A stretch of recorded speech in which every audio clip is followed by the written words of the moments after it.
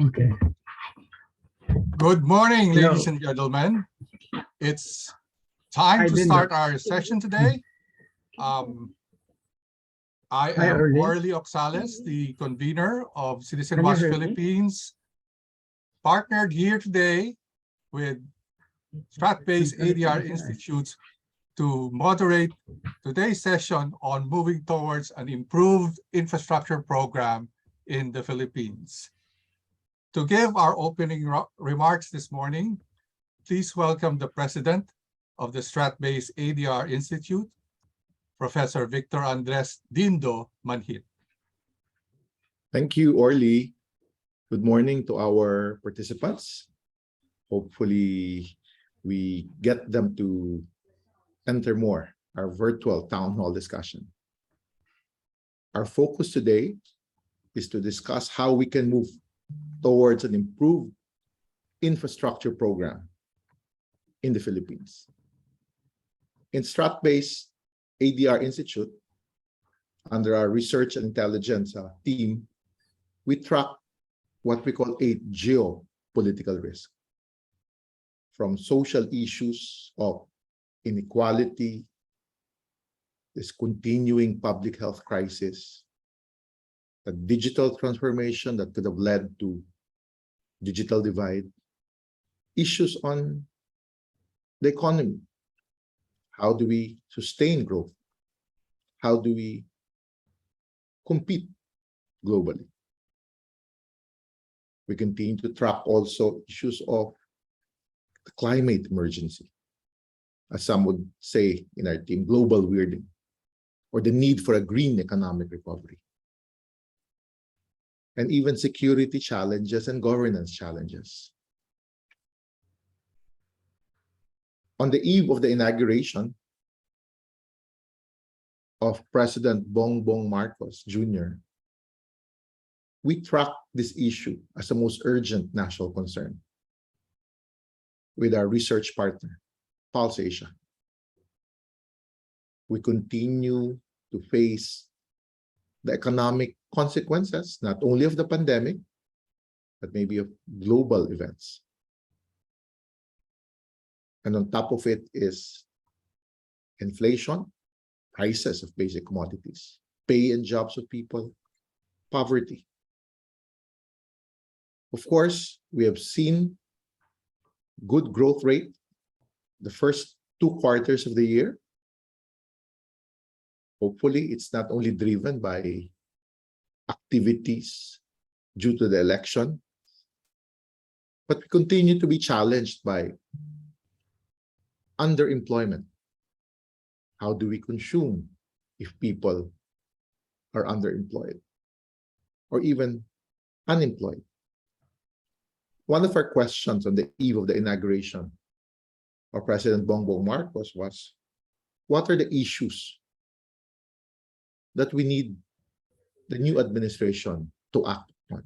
On top of it, at 90%, is prices. Second is stimulating the economy to create employment. Third is crafting pro-poor programs. And after the State of the Nation address of the president, we saw the cabinet coming up with an 8-point socio-economic agenda in the near and medium term. And they broke it into 4 critical areas.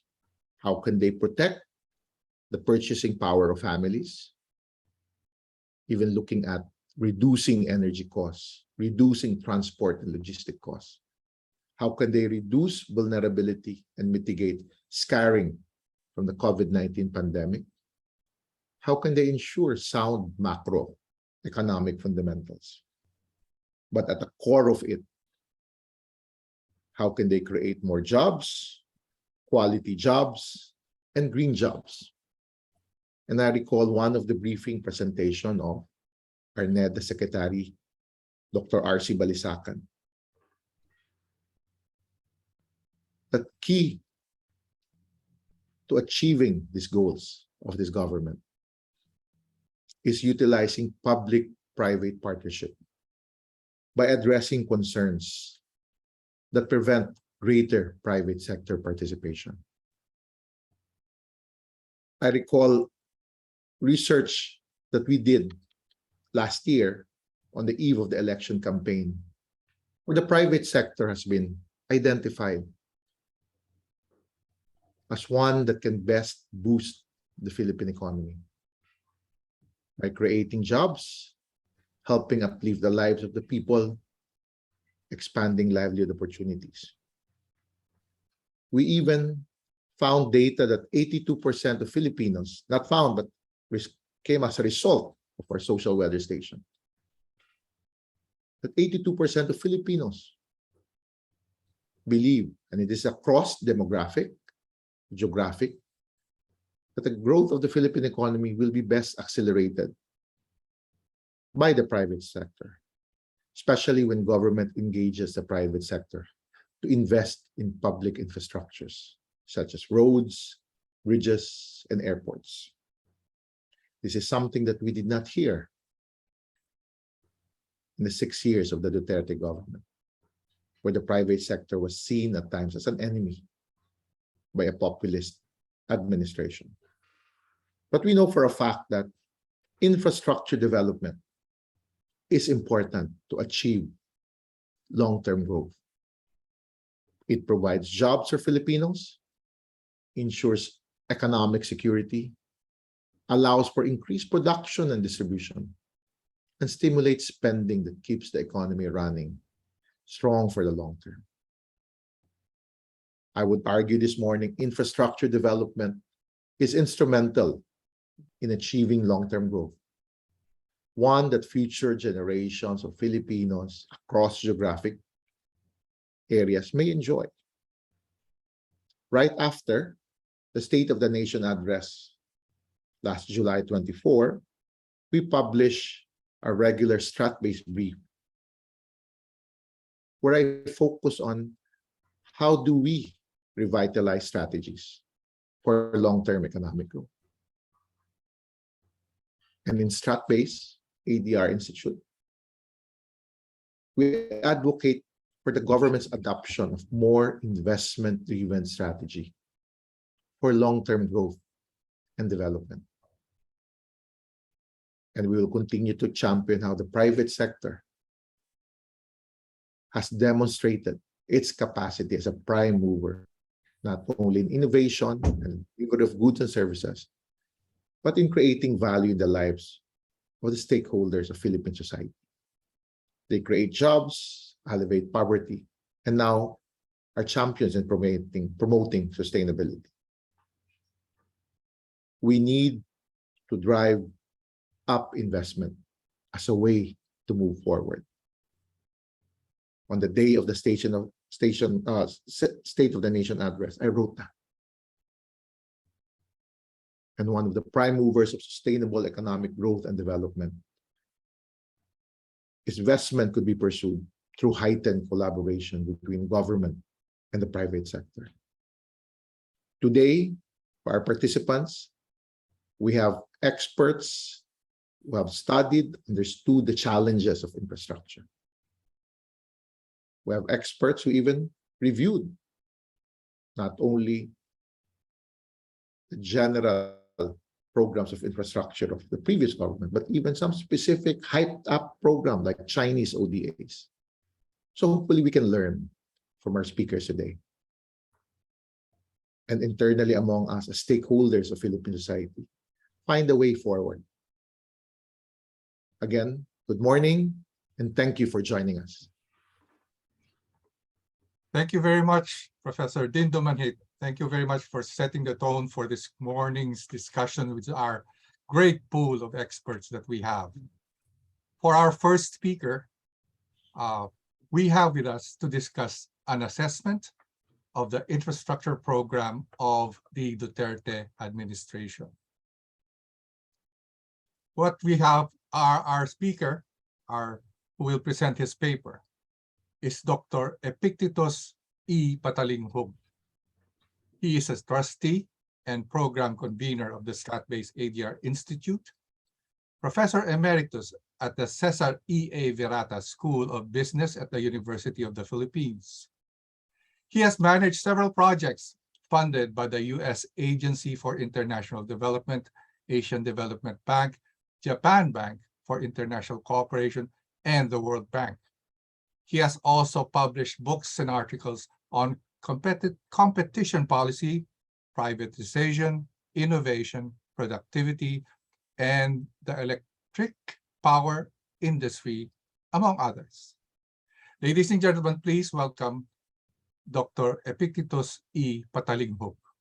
Okay, good morning. Thank you, Orly. Can I share my presentation? Yes, please.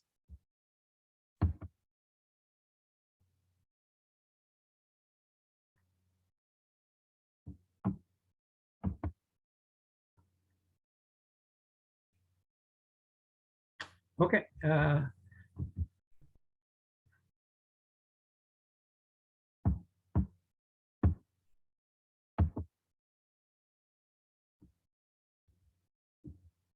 This is the outline of my presentation this morning. It will touch on the topics that has been discussed by Dindo partly. So I will link first, shortly, the relationship between infrastructure and economic growth. Then I'll talk about the different modalities in infra financing. Then basically, what should be the share of infrastructure expenditures in GDP? So I'll discuss that. And what is the claim achievement of the Duterte administration in infrastructure? Mind you, when I talk about infrastructure, it's not just the build program. There are a lot of projects not included in the build program. So let's say the title is infrastructure program, not build. But 95% of the Duterte government's infrastructure program depends on the build program, basically.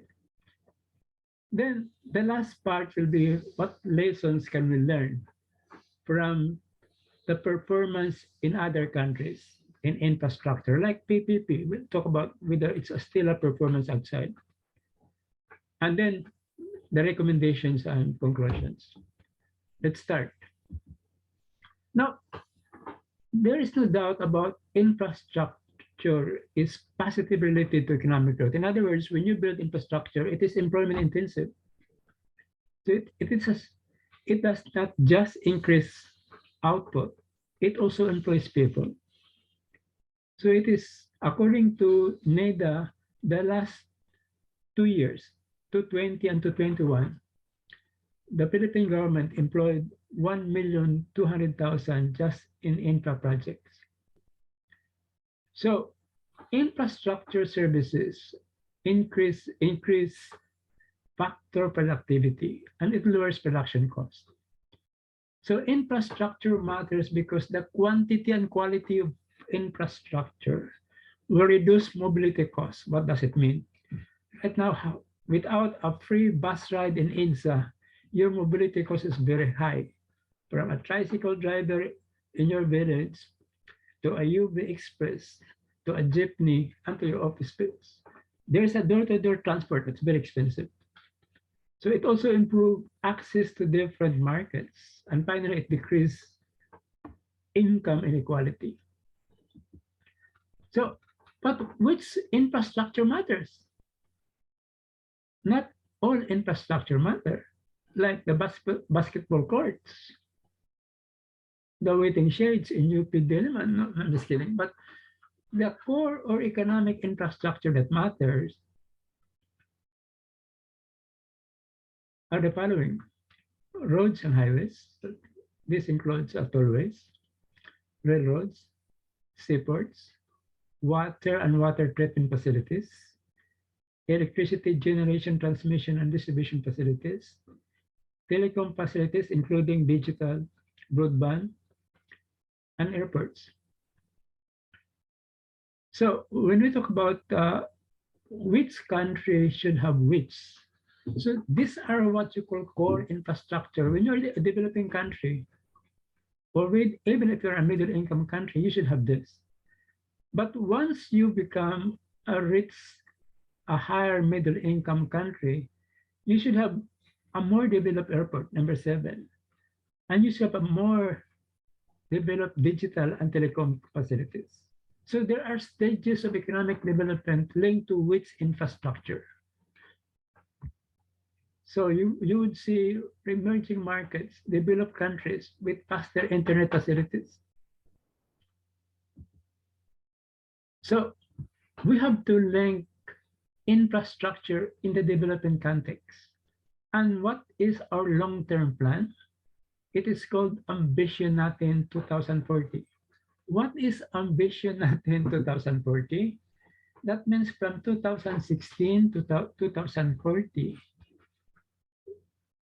the government has targeted a gross household monthly income of 120,000 pesos and the elimination of extreme poverty. So by 2040, each household has an average monthly income of 120,000, and there are no poverty on the streets. You would not see on EDSA people selling cigarettes or siupaw. So that's the meaning of Ambition Natin 2040. But what is the role of infrastructure in this plan?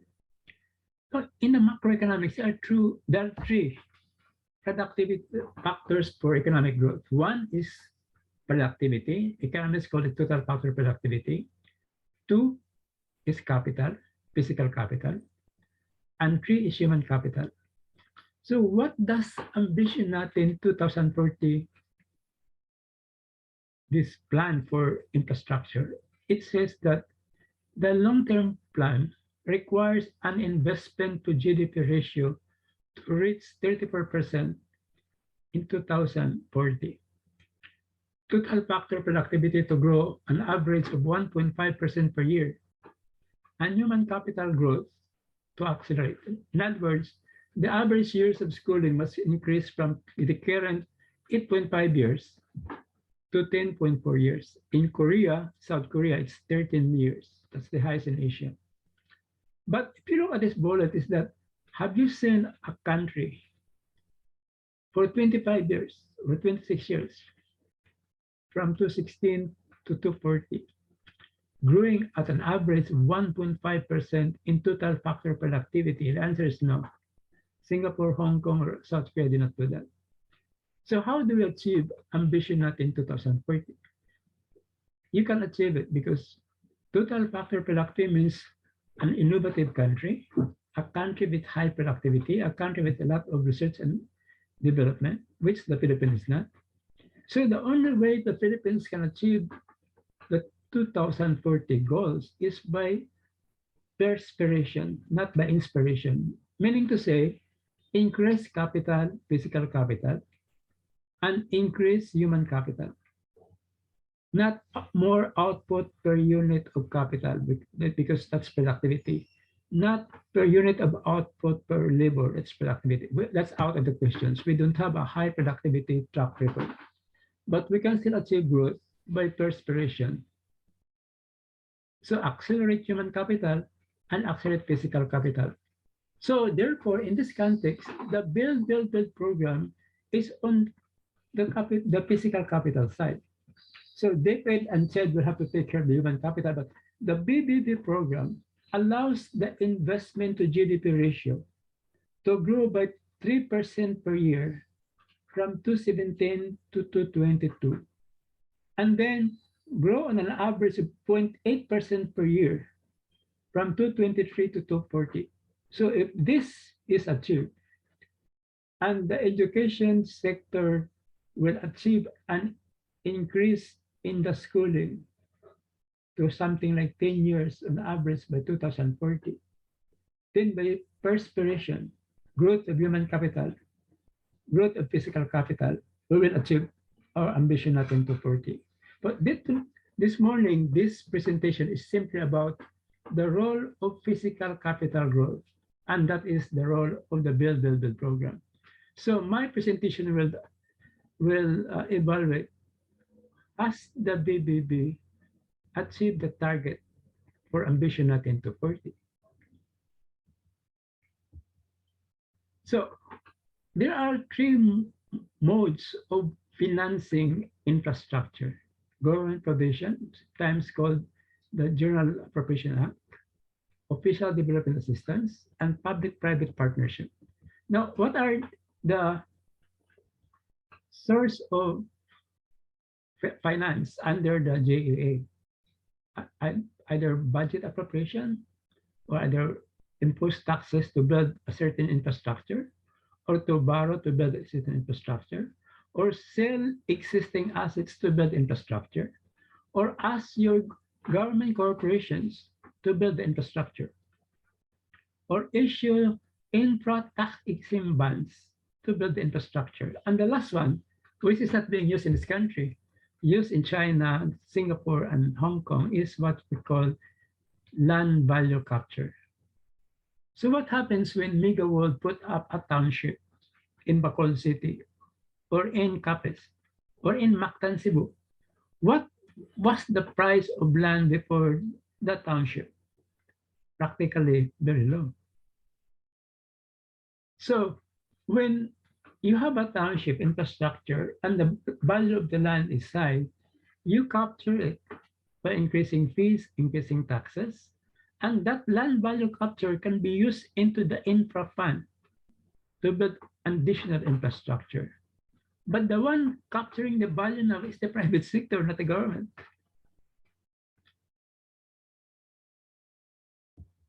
So official development assistance, grants and loans from foreign governments, like the grant of China to build the Pantaleon Estrella Bridge in Makati, and the Binondo Intramuros Bridge as a grant, and a loan for the Kaliwa Dam and the Chico Dam. So those are examples. How about international development agencies like JICA, SIDA, USAID? These are international development agencies. How about multilateral development banks? And these are the Asian Development Bank and this the World Bank, with so many members from so many countries. So number two, the Korean Export-Import Bank must belong to International Development Agency, as well as the China Export-Import Bank. So again, how about PPP? In the Philippines, the meaning of PPP is palaging PowerPoint presentation. Nothing happens in the field. But anyway, in this case, public-private partnership is the PPP. So what? So the number one is the current source of PPP, bank loans and private project finance. Number two, bond finance. They issued a bond, like global bonds for San Miguel.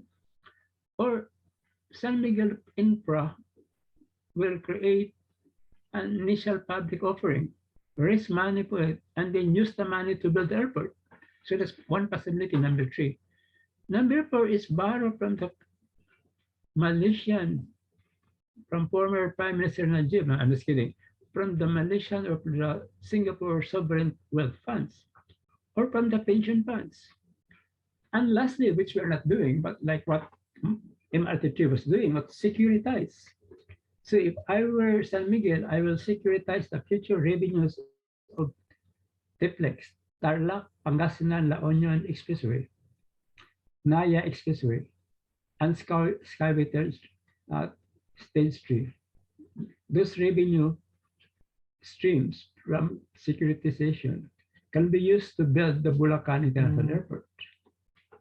So these are possible. Number one, we talk about bank loans and project finance. What is project finance? Project finance means that the Bulacan International Airport must earn fees and rents to be able to repay the initial investment of around 740 billion pesos. So that's the meaning of why did the Department of Finance insist that it should be corporate finance, not project finance? Meaning to say that the loans of San Miguel in the airport should be guaranteed by the San Miguel Corporation, because San Miguel Infra Holdings is a special purpose vehicle. It doesn't have a lot of assets. It cannot borrow by huge amount of money. So what if it collapses? It might be a contingent liability of the Philippine government, even if it's not guaranteed by the Philippine government. So the Department of Finance insisted that it should be corporate finance, meaning to say that it should not rely on the user fees of the airport, which will take 50 years to recover. So that's the difference between user finance, project finance, and corporate finance. So this is the Duterte administration's infrastructure report, not just build, that they built for the last 5 years, 2017 to 2021, 29,000 plus kilometers of roads, almost 6,000 bridges, 11,340 flood control projects. I don't see this in Metro Manila. 150,149 classrooms, 214 small airports, 450 seaports, 222 evacuation centers, 653 COVID-19 facilities, and finally 1.2 million direct and indirect employment in the last 2 years.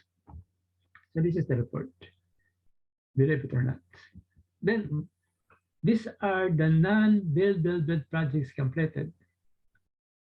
The South Luzon Expressway Elevated Project, which in 2019, at this time of the year, before Christmas, was creating a lot of traffic. They are completed already. The expansion of Subic Freeport Expressway, the access road between New Clark City in Capas, Tarlac to CIA, Clark International Airport in Clark. That's just phase 1. And lastly, believe it or not, the Cebu-Cordoba Lane Expressway is not part of the Build program. Now, what is the share of infra expenditures in GDP? From the economic standpoint, actually, it should be at least 5%. Now, look at the past. It was 1.6%, 1.5% for Arroyo, 2.5% for Aquino. So I recalculated last night the Duterte administration, and including the latest data, I initially calculated 4.9%, but the data I saw the other day was that it's not 4.67 trillion, but 4.98 trillion. It amounts to around 5.5% of GDP. But when you define infra in this country, it says national capital projects plus equity infusion to government corporations. So the huge infra may not be budget, may not be really building projects, because the huge infusion to GOCCs are not really capital projects. So in reality, the Duterte government must be hovering between 4.9% to 5.5% of GDP, their expenditures between 2017 to 2021. Now, we'll look at the Build program. So what is the Build program? It is the Duterte administration's infrastructure program in the medium term to spend from 5.4% of GDP in 2017 to 7.3% of GDP in 2022. That's the Build program. So this is the plan. So in June, July 2007 to 16, we were so optimistic. And this was the plan generated sometime in October 2016, that they will spend this much, and this is the percentage of GDP. So if you compare these targets with the actual, this is the actual. So the actual are all below the target except for number 217, too excited. So in 2017, the target is 858 billion, but they spent more than that. So the share in GDP is 5.9, not 5.4. So the lowest is in 2020, COVID-19. So we don't have data for so if add all of these numbers, it will tantamount to 498 trillion. And if you divide the average rate for this, it will give you 5.5%. So again, that's very far from this target. And this is the actual, even from this actual, so actual versus target is still. So now this paper analyzed why is there a gap between the actual and the target. That's this paper about. So the BBB has this mix. So believe it or not, the PPP is number 2 in the financing mode of the 112 BBB. And the government budget is only number 3. Most of this number 2 are Metro Manila Subway, Tarlac Pangasinan Expressway, so that's why it's very high. San Miguel International Airport, to say the weight is very high because including big ticket items, but not the quantity of infrastructure, but the value of the few big PPP raises the share of PPP in the total financing mix. So again, at the start, we'll see that what bothers the BBB is there's weak strategic guidance. I don't think there is a supervisor of the BBB. For instance, the DPWH will claim the achievement of the OTR. So, and there is no stoppage of issuing the supplemental tollway operation agreement instead of bidding the projects to private sector. So there's also an abuse. So there's poor project appraisal. I don't think NEDA, DOTR, and DPWH is at bad, have an internal capacity to do rapid appraisal. You always need World Bank money, ADB money to hire consultants. Then you have poor project selection and budgeting. As usual, completion delays and cost overruns. And very few ex-post project evaluation done in our projects. Now, even the scope of BBB is changing. It started with 7 big ticket items in 2017. Then later in 2019, NEDA announced we have to shift to 100 less ambitious and more doable projects. Why? Because the bridge project, like the Sorsogon, summer project, we don't have the technology, it's too expensive, etc., etc. Then it moves to 104 more feasible projects, and then to 112 big ticket projects, and finally to 119 projects. So some projects completed are replaced by other projects. So between July 1 to 17 and October 31 to 21, the Duterte administration has approved 112 projects worth a total of 4.67 trillion. The bulk of these big ticket projects is financed by ODA. So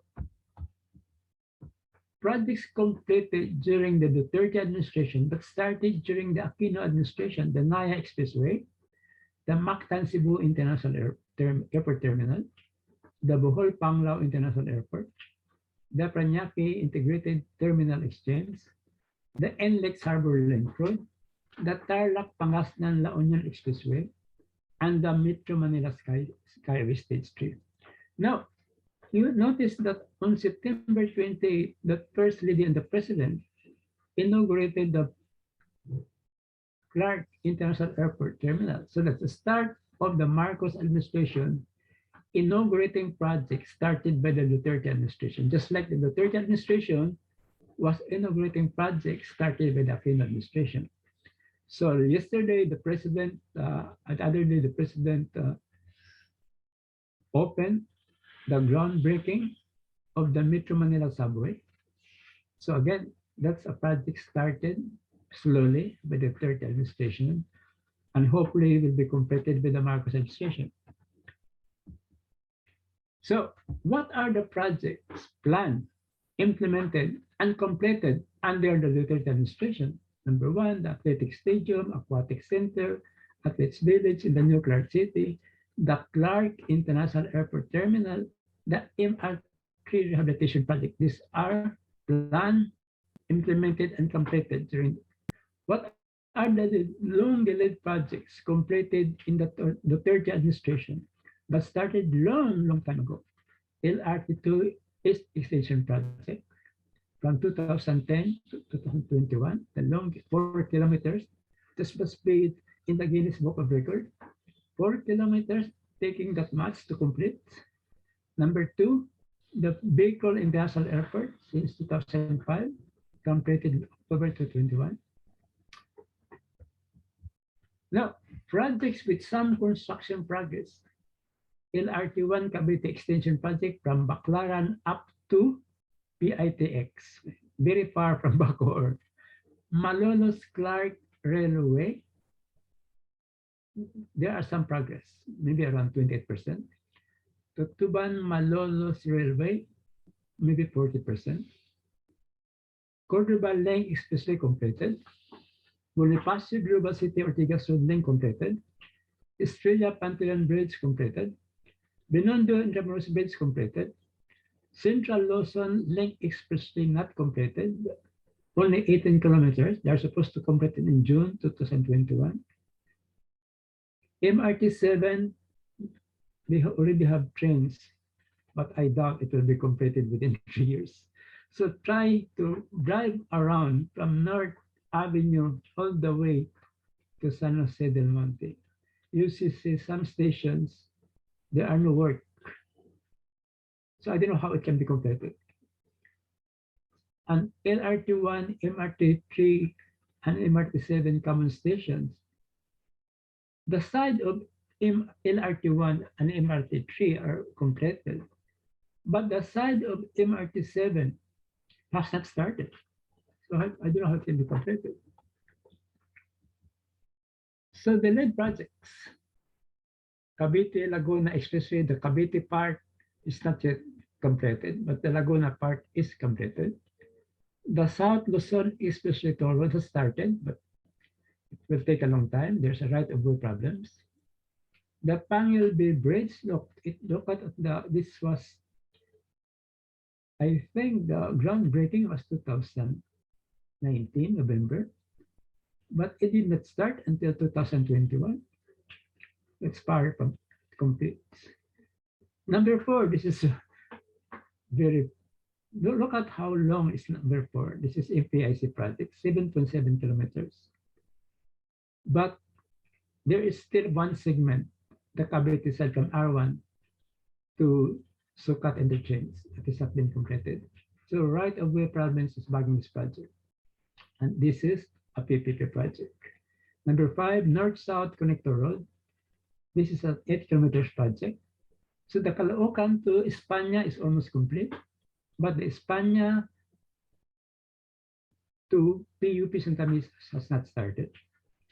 Then number 6, it has started, but it's still behind schedule.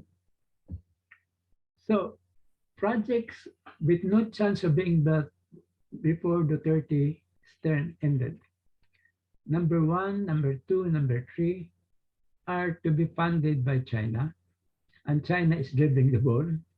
Number 4, I was mentioning earlier, is there is a groundbreaking. Number 5 is out, it's dead. Number 6, the Boboy Berata RCBC group, Munich Airport Group is taking over from the Lushitan Group and China Construction. Number 7, Davao City Expressway and the Samal Island to Davao City Bridge have been approved by NEDA board, but Davao City Expressway, which is for Davao, and then the Samal Island to Davao City Bridge are supposed to be funded by China. So I don't think that loans have been processed. Number 8, Cebu Bus Rapid Transit System funded but not implemented. I don't know why. Number 9, Laguna Lake, it will not be built. unless there's a PPP proponent doing that. And lastly, they're pushing for number 10. Still, it is far from being complete. These are the abandoned projects. So in other words, if you want to have a pan-Philippine highway or spine network from Apari driving all the way to using the TPLEX, ECTEX, NLEX, then the south, the SLEX, and then passing through TR4 from Santo Tomas, Batangas to Lucena City, that's the extension of SLEX, and from Lucena City to Sorsogon, Matno, that is TR5, extension of SLEX, San Miguel Projects. And from Matnog, there's a bridge connecting you to Samar. And from Samar, there's a bridge connecting to Leyte. From Leyte, there's a bridge connecting to Surigao. That's the Pan-Philippine Highway. And these are bridges abandoned. So these are the abandoned bridges. And no private sector, no PPP will volunteer for these projects. These are desirable projects, but they are not profitable projects. That's why we cannot overemphasize PPP. It cannot build a project that is necessary but not profitable. It has to have a viability funding gap from the government if you want private sector to come in. So my assessment in this paper, among the 15 railway projects I look at, only 2 have been completed. They are LRT2 extension projects and MRT3 rehabilitation project. Number 2, among the 10 BBB projects, unsolicited airport projects by San Miguel, by Prime Property Villar, by Dennis Ois projects, by Abuetis Power, all these 10 are unsolicited PPP. None has been approved except the San Miguel International Airport in Bulacan. So 10, only 1 has been approved and partly implemented. However, the small projects like the Sanglis Airport Development, the airport development in Cotabato, have been built on time, costing between 500 million to 1 billion pesos. So roads, bridges, highways, and tollways. Among the 12 BBB projects in roads, bridges, highways, and tollways that I examined, 5 were completed. So a batting average of 42%. Metro Manila Skyway, Harbor Link, Spur Link Road, Tarlac, Pangasinan, La Union Expressway, BGC Ortigas Center Road Link, and China Grand Bridges, which are 2 bridges, Australia Pantaleon Bridge and Binondo Intramuros Bridge. So overall program assessment, the actual expenditures, as I said earlier, were mostly below targets, both in peso value and as a percent of GDP. So the gap between actual and desired expenditure is still wide. We'll explain later why. Then the next bullet says that in terms of achieving an all-time high spending infrastructure, both the World Bank and the ADB has rated the Duterte administration as a better implementer compared to previous administrations because it has been able to achieve an all-time high spending infrastructure compared to previous administrations. So these are, if you want a PPP, and this is, it's not about the rules, the implementing rules and regulation, that's minor. It's a question of why do you emphasize what is the regulatory environment implemented? So if you're gonna be using unsolicited PPP, you have a project, you have a problem because it's not transparent, it's by negotiation. You don't know what will be embedded in the concession agreement. So look at this unsolicited original proponent status, that this company will have the right to build all these projects. And there is a Swiss challenge, which is a sham. Nobody lost in a Swiss challenge.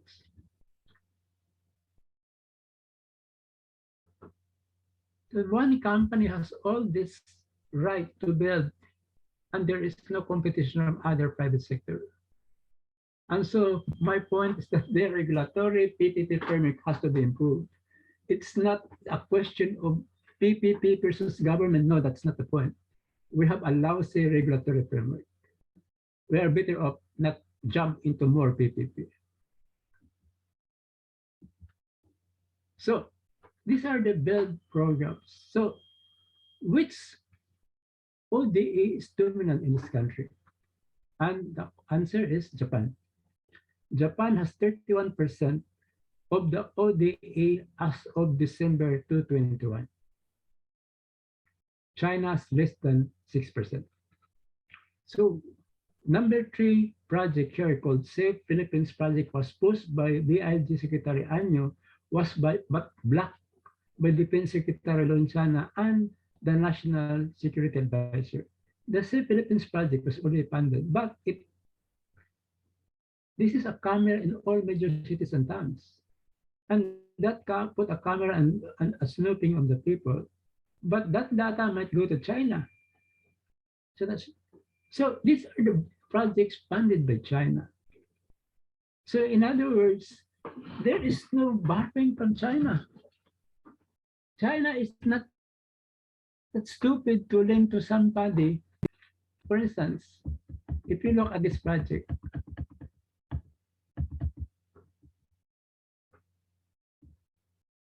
look at 1, 2, 3. So this is the projects were controversial when Bongbong Marcos came to power 90 days ago, that the DOF stopped the negotiation with China on these 3 projects. So in addition to these 3, the Duterte government wanted the Davao City Expressway to be funded by China, and the Samal Island to Davao City Bridge to be funded by China. 5. China is dribbling the ball. Why? Because the PPP framework is lousy. Now, all the best lines that are profitable without bidding are given to Japan. The Clark, Malolos, the North-South Commuter Railway, the Metro Manila Subway, and all the non-profitable railway are given to China. Instead of bidding it like in Indonesia, China won over Japan for the fast train in Indonesia. So we are not using the competitive bidding process. Second, from a geopolitical standpoint, if you have ADRi, visiting forces agreement, and you allow US forces to move between Clark and Subic, so why will China fund the Subic-Clark railway? So there is a disconnect between the foreign affairs, NEDA, and the infrastructure.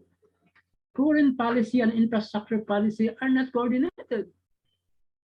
So I attended the Belt and Road meeting. I represent the Philippines in 2019, sponsored by the Shanghai Academy of Social Sciences. And most of the young minds in China are asking me why we are not part of the Belt and Road Initiative. And I'm sure we are not hot about Belt and Road Initiative because we don't want to be like Sri Lanka or Pakistan. So, but if you are borrowing money like we are now from the Asian Infrastructure Investment Bank, they are more professional like the World Bank. But we are borrowing money from the Ministry of Commerce, Ministry of Foreign Affairs, and that's political loans. That's what we are avoiding. So we are avoiding the Belt and Road Initiative. But the thinking of the Chinese intellectual was that their infra policy is an instrument of their foreign policy. So can we not read that? So if we want to fund the Subic-Clark Railway, find something else, a lending fund. So if you have an ADRi visiting agreement, you have allow American forces to move between Clark and Subic. Do you expect China to improve the logistical system of foreign forces against them in case of Taiwan? So we have no foreign policy, infrastructure policy coordination at all.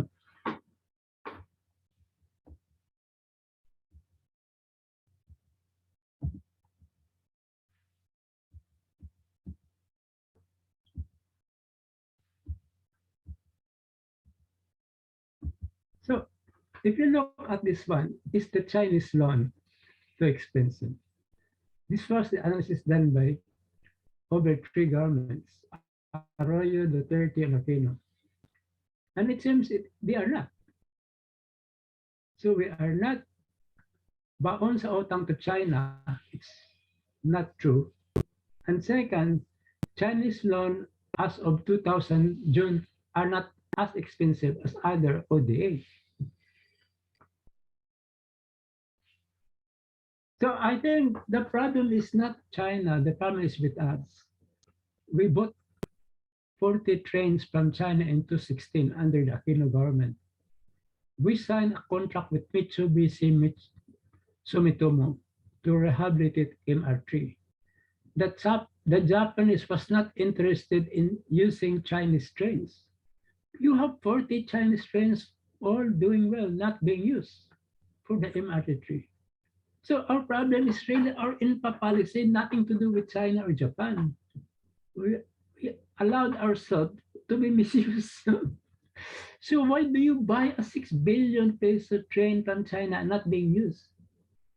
And why did you not insist on Mitsubishi and Sumitomo that the rehabilitation includes the operation of Chinese trains in MRT3?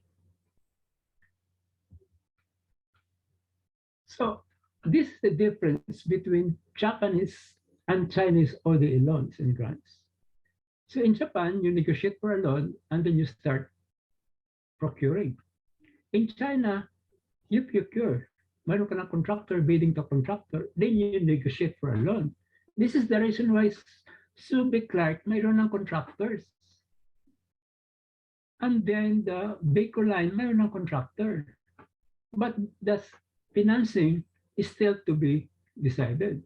So you procure and then you negotiate for a loan, that's China. In Japan, you negotiate for a loan and you implement. But the difference between China and Japan is that once the loan has been approved, the implementation is faster. Compared to Japan, like LRT2 is Japan funded, but it took 11 years to finish.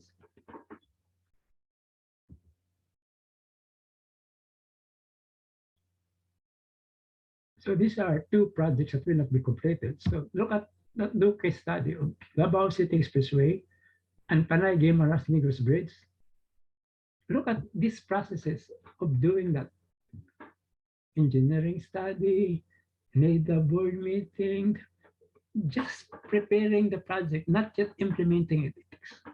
So almost 5 years for that, and nothing happens. So the Panay Guimaras Negros Bridge is a 33-kilometer bridge. So from Panay, from Iloilo to Guimaras, it's 5 kilometers. But it's 13 kilometers all over because of the road access. Then from Guimaras to Negros, it's 13 kilometers bridge, but the road, including the road access all over the two are 33 kilometers. But the bridge span is only 13 kilometers between Negros and Guimaras, and 5 kilometers between Iloilo and Guimaras. But again, these are big dreams. But look at the processing of the project. It's too long.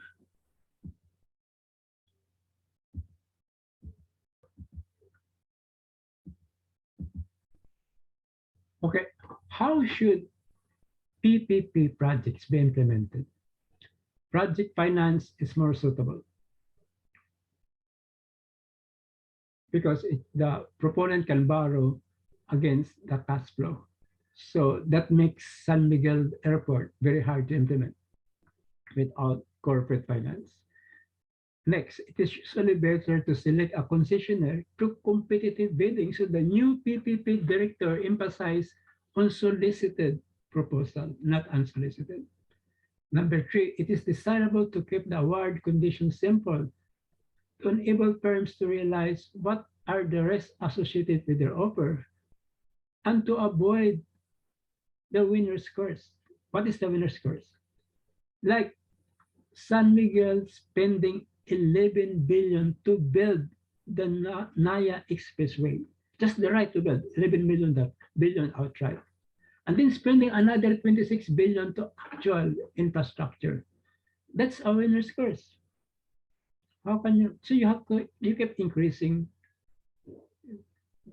Like building the Skyway for 80 billion, 18 kilometers from Makati to Inlex, 18 kilometers, and the annual maintenance cost is 10 billion, meaning an average of 556 million per kilometer of maintenance. Where can you find that totally around the world? So is this the kind of PP we want? In the US, from Massachusetts tollway, they charge an average of $5 per mile. Advantage and disadvantage of PPP financing. Advantage. Incentives are more powerful under PPP. Imagine if a skyway was managed by the government, I'm sure you would not see any maintenance done. So this is the advantage because they earn money. They are so efficient in maintaining it to earn money. Like LRT1 is more efficient than it was under government. So that's one advantage of PPP. The profit motive makes operation more effective and efficient, and it contributes to efficiency. And long-term contracts can improve also maintenance. So if you have a long-term contracts, there's a maintenance. But if you have a short-term contracts for MRT 3 years to Busan, MRT collapse because they put a short-term contract. Right now they're back to long-term contracts. So even if it's PPP, but it's a short-term contract, maintenance is not guaranteed. Number two, disadvantage, the high contracting costs associated with PPP limit the use to large projects. In the UK, if you are below 20 million pounds, they will not allow you because the cost of transacting, negotiating is very high. So PPPs financed by user fees have their fees set considerably above marginal costs so as to finance upfront investment. That is the reason why we see toll fees quite high relative to other countries. And PPP is only attractive in developed regions or unprofitable projects. For instance, MPIC is now looking for an extension of the Cebu-Cordoba link bridge to downtown Cebu City because that is profitable. JICA is willing to fund along the Cebu Coastal Road the fourth Mactan Cebu Bridge. But nobody, that's because it's profitable to have 4 bridges in Mactan connecting Cebu. But nobody is trying to propose connecting Matnog Sorsogon to Samar. That's a desirable project, but not profitable. So you have 4 projects in Cebu because it's profitable. You have none connecting Matnog to Samar, which is desirable, or Leyte to Surigao, it's desirable. So, what are the lessons from infrastructure investment in other countries? Increasing infrastructure spending is not enough. There should also be strengthening of our institutions, infrastructure, coordination institutions, infrastructure funding institutions, and infrastructure implementing institutions. In the presence of absorptive capacity, or in the absence of absorptive capacity, scaling up investments like the BBB might be too much and too fast. And that's what happens in the Philippines. Number 3, beyond the discussion of spending levels, like 5.9% of GDP, 1.2 trillion, there's another issue to be discussed. Address the institutional framework, whether it is important, such as evaluating the quality of project selection, appraisal, implementation, and post-evaluation. This is not done. In Chile, the standard of infra in Latin America, they subcontracted this function to their best university, the Catholic University of Chile. Now, I don't think NEDA wants to share that power with the academy in this country. This can help identify the specific weakness that contribute to poor outcomes and guide appropriate institutions and technical readiness. So what we need under number 3 is Tere Redon, the infra watts advocate. Post for this. We need him in this. Remaining institutional weaknesses for planning and project preparation, procurement difficulties, bottlenecks in program and project implementation, and project efficiency. In other words, this is what happened. If you build an infrastructure in Hong Kong, South Korea, and Singapore, you spend $1, you get an infrastructure stack, physical capital worth $1. If you build an infrastructure in the Philippines worth $1, you get an infra stack worth 40 cents. So in other words, if you have $100 billion to build an infrastructure worth 100 billion, in the Philippines, it takes 250 billion to build an infrastructure worth 100 billion. In other words, our infra efficiency is only 40% that of South Korea, Hong Kong, and Singapore. So what are the main reasons why cost of investments are disconnected from their effective value? Of course, inefficiencies, institutional weaknesses, like delays, overruns, not necessarily corruption, but delays and overruns, what's killing us. Okay, I'm about to end this presentation. Now, in the early part of the BBB, these are the performance of DPWH and DOTR 2 years. Look, less than 40% of their budget are spent. This is what we call by absorptive capacity, lack of absorptive capacity.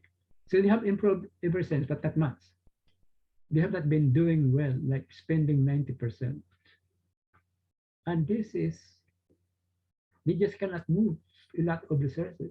The good thing is that they are not being utilized. The bad thing is that if you do not spend money where inflation was 2%, and you spend now when inflation is 6%, the value of that money is lower.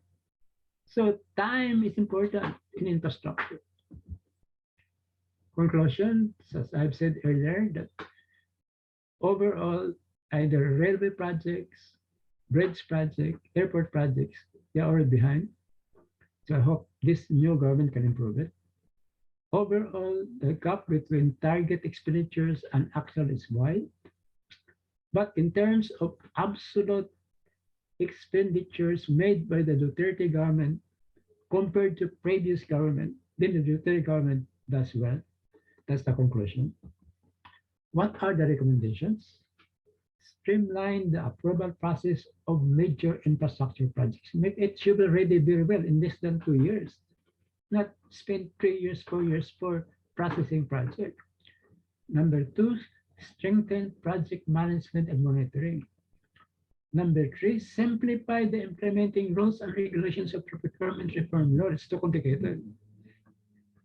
Number 4, improve the regulatory framework in the PPP program by focusing on solicited proposals. Thank you and good morning.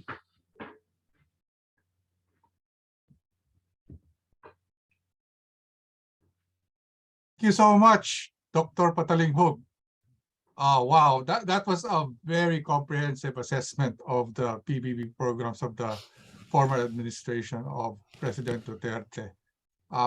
There were a lot of very interesting insights that you mentioned, and really, it's very interesting how you pointed out several disconnections and lessons, particularly one of your remarks about the disconnect between foreign policy and our infrastructure policy is important. Our poor investment efficiency and your conclusions on what projects we should be focusing on, and on several issues. Yes, the streamlining of the approval process and several recommendations we gave are really, really very relevant, and I think are very good insights, especially for this administration. And now moving along, our next speaker, who Dr. Pataling already started to introduce, will be speaking on the current state of Philippine infrastructure and the challenges and solutions. He is Attorney James Mark Terry Ridon, the convener of IntraWatch Philippines. He's a lawyer and a former congressman. He's also in the public policy think tank, convener of what's I mentioned, IntraWatch Philippines, focused on resolving infrastructure underdevelopment in the power, transport, telecoms, digital, housing, water, and natural resources sectors. He also served as the chair and chief executive officer of the Presidential Commission for the Urban Poor. And he is also a non-resident fellow of the Strat-based ADRi Institute. Ladies and gentlemen, please welcome Attorney Terry Ridon. Hello, magandang umaga sa ating pong lahat. Well, very comprehensive po yung discussion po ni Professor Patalinghong kanina. But very important for us at this moment to essentially discuss the nexus of the current state of infrastructure and the upcoming 100th day of the president, no? I think it's coming in the next few days, and to be perfectly honest with you, there is nothing in 100 days, no, that we had seen insofar as a real robust infrastructure program is concerned, no. And with the 100 days coming up, the president has little to show for it. There is no landmark reform that we had seen. We cannot see leading narratives on how the promise of unity can in fact be achieved. I think these two strands of questions will essentially give us a view on how the infrastructure policy will be pursued by the president, not just in the first 100 days, but in the next 1,000 days of his administration. The first 100 days will be marked by high-level events which essentially did not benefit anyone except the new political class, no? And we had seen it in the last weekend, no? In which instead of focusing on real concrete problems of Filipinos, the president was nowhere to be found, and he was somewhere else, no? And government, and particularly the palace, is left scrambling to explain how in the world this was possible. Second, the first 100 days will be marked by corruption scandals and resignations of high-level presidential appointees, no? And it essentially describes in great detail on whether or not this is a departure from previous governments in which we had seen high-level corruption scandals, and we had also seen high-level resignations of presidential appointees. The first 100 days will also be marked by an avoidable mismanagement of public-facing offices. We had seen social agencies essentially scramble on how to meet the demands of the public for aid. We had seen it not just in the central offices, but we had seen it across the country. And I think this is essentially the tone that we are seeing, not just on infrastructure, but on almost every particular sector in which the president ought to have been laying a policy direction on various issues. And to be clear, in the last 100 days, we had not seen new infrastructure ideas from the president and the economic team and the infrastructure team, except to rehash the build projects of the Duterte administration, particularly reiterating merely those that are already in the pipeline. To be fair to the previous regime, they had really taken particular strides, no, in originating ideas on what types of infrastructure projects ought to be undertaken by a new government. An example of which is reviving ideas, reviving projects, not necessarily implementing it, but as an example, Mindanao-based projects had been revived, such as the Mindanao Rail Project, or whether or not it is something that deserves an actual continuation is a different thing. But in comparison to today, we have not seen anything original at the moment. No? Secondly, we had not seen a policy direction from the president or high-level cabinet on how to address the metro's traffic problems. And this is something that essentially hews very close, no, to the Filipino public. It is something that we see every day as we traverse EDSA, during the rush hours, in the morning, in the afternoon, in the evenings, even during weekends. We had seen no policy direction on how the president or the DOTR will address problems relating to the EDSA busway. Up until today, we can see commuters crossing EDSA because the facilities and the infrastructure for an actually acceptable EDSA busway system is still nowhere to be found. We had also seen that for issues addressing the actual lack of an acceptable public mass transport system, particularly the emergence of motorcycle taxis. Until today, almost 3 months in to the new government, the technical working group on MC taxis is yet to be reinstituted either by Congress or by the executive. So essentially, the MC taxis traversing Metro Manila and different metropolitan areas are operating as actually habal-habals, no?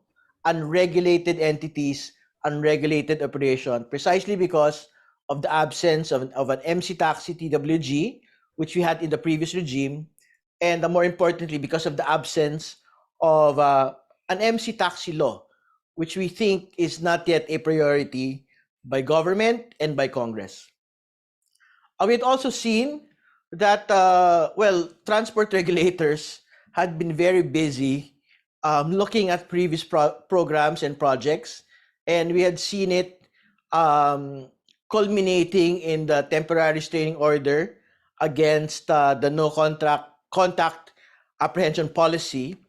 This is something that is a problem, particularly because the NCAP not only is geared towards clamping down on ground level, street level corruption, but essentially it is an important tool towards traffic management. And because of the TRO today, particularly as we go along to the Christmas season, the absence of an NCAP has basically emboldened many traffic violators because the sheer amount and the sheer volume of vehicles that might violate traffic rules, no, cannot easily be managed by actual live enforcers, traffic enforcers in every city street. No. Secondly, there has been no policy direction on how to reduce the costs of electricity. Correspondent to the need for more infrastructure is essentially the need to basically create more energy supply. And up until today, the president has made no mention on how electricity costs will be better under this government. And we are a bit shocked that the ARC has rejected an appeal by SMC and Meralco, particularly because the absence of the rejection of this appeal for a reconstitution of rates, no, will ultimately lead to higher power rates because this appeal has in fact been rejected. But ultimately, the challenge now is on the private parties and ERC to work together to make sure that despite the rejection of the appeal, power rates ought to be able to be still be reasonable and still be fair in the coming months. But at the core of it, we'd like to see the president putting his foot down on the matter and essentially ensuring that prices on power remain competitive despite the rejection of the SMC appeal. No. Thirdly, on policy direction, we had not seen the president make mention of his plans relating to expanding digital infrastructure. This is a matter that is very important to the public, particularly because we had not yet seen the end of COVID, and a big majority of students and office workers are still reliant on work from home arrangements. There, many students are still doing hybrid school work, no, and it is unfortunate that 3 months in, I think the president and this government is still going to rely on the private sector to basically expand the digital infrastructure space in the country today. And he has also not spoken on a Duterte era satellite policy, in which the new satellite policy essentially opens up the satellite sector and, well, the frequency sector to foreign players without a need for a legislative franchise from Congress. I think this is something that will soon enough be challenged by public interest groups. But up until this moment, the president has not intimated his views on the matter. What else? We had also seen in the last 3 months the political offensive and regulatory capture on legitimate transactions. And the question today is, how in the world can the president speak of unity if legitimate business transactions such as the ABS-CBN TV5 merger are scuttled by well, political opponents of ABS-CBN? I think it is a black mark in its first 100 days that two of the country's leading corporations had failed to complete a legitimate transaction just because of objections by political actors. I don't think this is a business environment that would create confidence towards making more transactions such as these, particularly as political objections are essentially irrelevant to the proposed transaction that has been scuttled. No, we had also seen presidential appointees, well, reappointed cabinet members as well, that have clear conflicts of interests.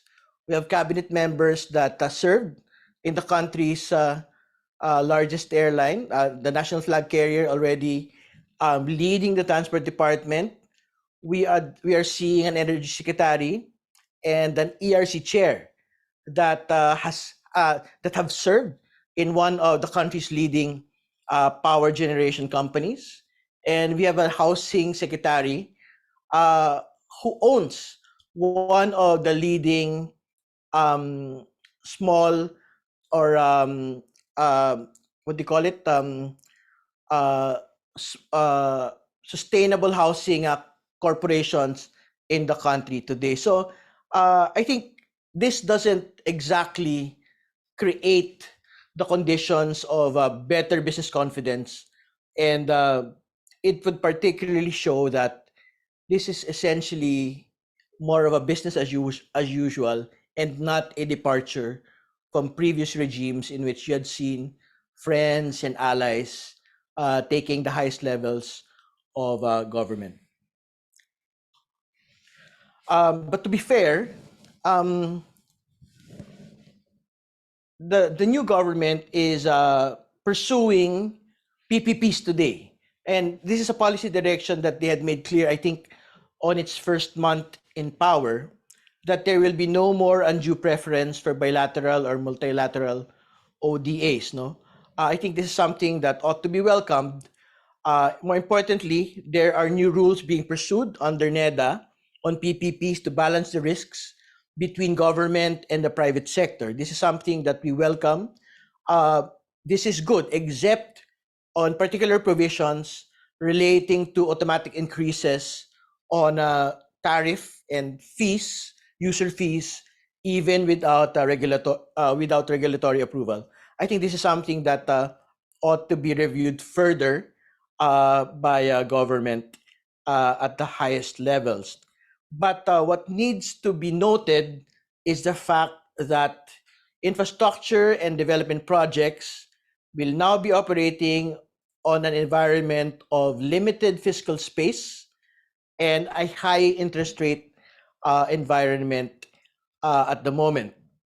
I think these twin factors will limit the appetite both for ODA funded projects and PPP projects, because proceeding on this environment will result in taking higher debt, which obviously the public would not want under a situation that we had breached $13 trillion in public debt. And secondly, high interest rates undertaken today will ultimately lead to higher user fees. So government must really make a decision on whether or not to wait it out,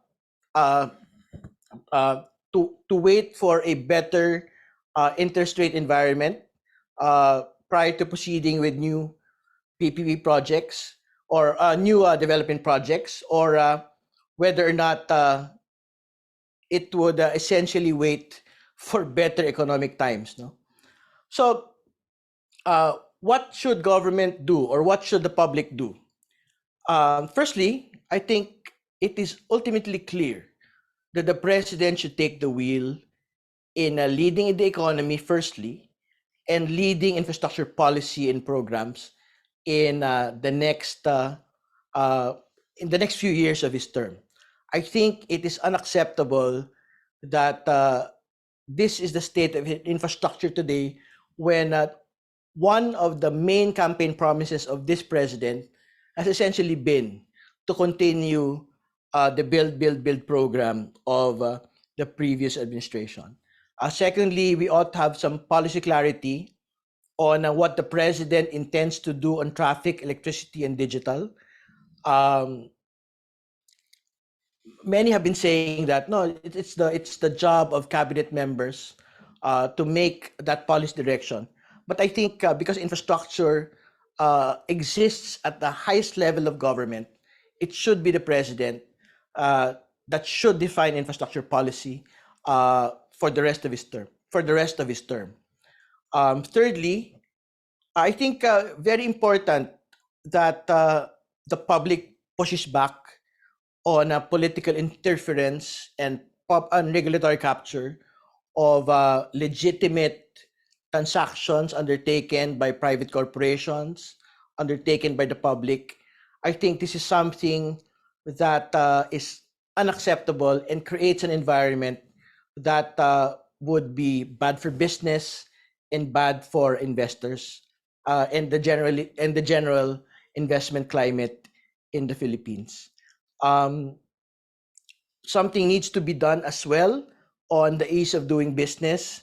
I understand that the tower sector has been better today because of the reforms undertaken in the previous regimes. In the previous regime, it is very important that in other sectors as well, our government ought to be able to expedite permits, shorten permits and requirements. And lastly, for the public, it is very important up until today to hold the line, to make government accountable, not just for misdeeds, no, but very important to make government accountable for the promises that they make. This government had made a promise to make sure to continue an infrastructure program that has been started in the previous regime. We ought to hold them and the president accountable to it. And the only way for him to really be able to do it is for him to take the wheel instead of, going to Singapore and watching people drive in Singapore. So, yun lamang po. Maraming salamat at magandang umaga. Thank you very much, Attorney Kevin Ridon, for those very, very strong insights. You pointed out several issues during the first 100 days, not seeing the new infrastructure ideas, not seeing new policy directions on how to address the traffic, and not seeing plans on expanding, digital infrastructure, which we know is very important, and even some issues on cabinet appointments. And you did welcome the new government's pursuing the PPP, and given this very limited fiscal space. And I think a lot would agree with you that the president should define the infrastructure agenda, and that as being part of the public or stakeholders of infrastructure, it should push back on regulatory capture behavior, and really we should push the ease of doing business and hold the line on how to make government accountable for all the promises that this administration has made. Thank you very much, Attorney Terry Ridon. Our next speaker will be speaking on the Philippine infrastructure under China's Belt and Road Initiative, which I believe there was some discussion earlier. He's Mr. Edwin P. Santiago. He's a non-resident fellow at the Strat-based ADRi Institute and an assistant professor at the De La Salle University, where he handles courses in political science and development studies. He also has extensive experience in public service, having been connected with the Department of Budget Management, the Philippine Gaming and Amusement Corporation, and the Department of Finance. His fields of expertise are leadership, management and administration, process improvement, and organizational development. Ladies and gentlemen, please welcome Mr. Edwin P. Santiago. Okay, good morning, everyone. Thank you, Orly, for that very kind introduction. Is my screen available to you? Yes. Sige. My topic today is the Philippine infrastructure under the Belt and Road Initiative. I will be presenting the Belt and Road Initiative in the Philippines under President Duterte's Build program through 3 case studies that Strat-based ADRi completed. Okay. The Belt and Road Initiative represents a major shift in China's foreign policy from Deng Xiaoping's hide your strength and bide your time. It was announced by Xi Jinping in 2013. This is a gigantic plan for a global network of ports, roads, railways, and other infrastructure to connect China to the world. This has been dubbed as the most expensive infrastructure project in history. It is a globe-spanning plan with the purpose of strengthening trade, infrastructure, and investment links between China and an estimated 60 to 115 countries. BAR specifics are hard to come by. There is no confirmed list of everything and everyone involved, though it is estimated that the BRI includes some 2,600 projects in 100 plus countries. Based on various sources, the findings about BRI projects are generally the following. There is disregard for the environment. There is minimal creation of jobs. China imports its own builders. Materials and machines are made in China. allegations of corruption. There are backroom deals that come with strings attached, and there's very low transparency in the deals. The Build program, on the other hand, intends to spend about 8 to 9 trillion originally on high-impact infrastructure projects. President Duterte aimed to usher in what he terms as a golden age of infrastructure. He dubbed China as a very important ingredient to the program. Despite concerns, he remained steadfast in seeking official development assistance financing from China. One of the main criticisms was that this could be used by China to its advantage to strengthen its situation over claims in the West Philippine Sea. Also, the loan could be utilized as a valuable weapon to erode Philippine sovereignty, and the conditions of the loan used as a useful negotiating weapon to further Chinese territorial interests in the region. The first flagship project under the BBP is the Chico River Pump Irrigation Project. The Chico River covers the provinces of Mountain Province, Kalinga, and Cagayan. The project was conceptualized to provide ample and stable water supply to 8,700 hectares of agricultural land and is targeted to increase agricultural productivity and benefit some 4,300 farmers in 21 barangays from the municipalities in the provinces of Cagayan and Kalinga. The project has been reported as inaugurated in June 2022. The next project is the known as the new Centennial water source, or otherwise known as the Kaliwa Dam project. This is listed also as one of the China-funded banner projects under BBP. The project is located in the provinces of Quezon and Rizal and is intended to supply some 600 million liters of water per day and benefit some 17.46 million people, or about 3.49 million households in Metro Manila, Rizal, and Quezon by way of a redundant water source to reduce the current 97% dependence on the Angat Dam. The project has been delayed and is scheduled to be started this year and completed in 2026. Next is the Safe Philippines project.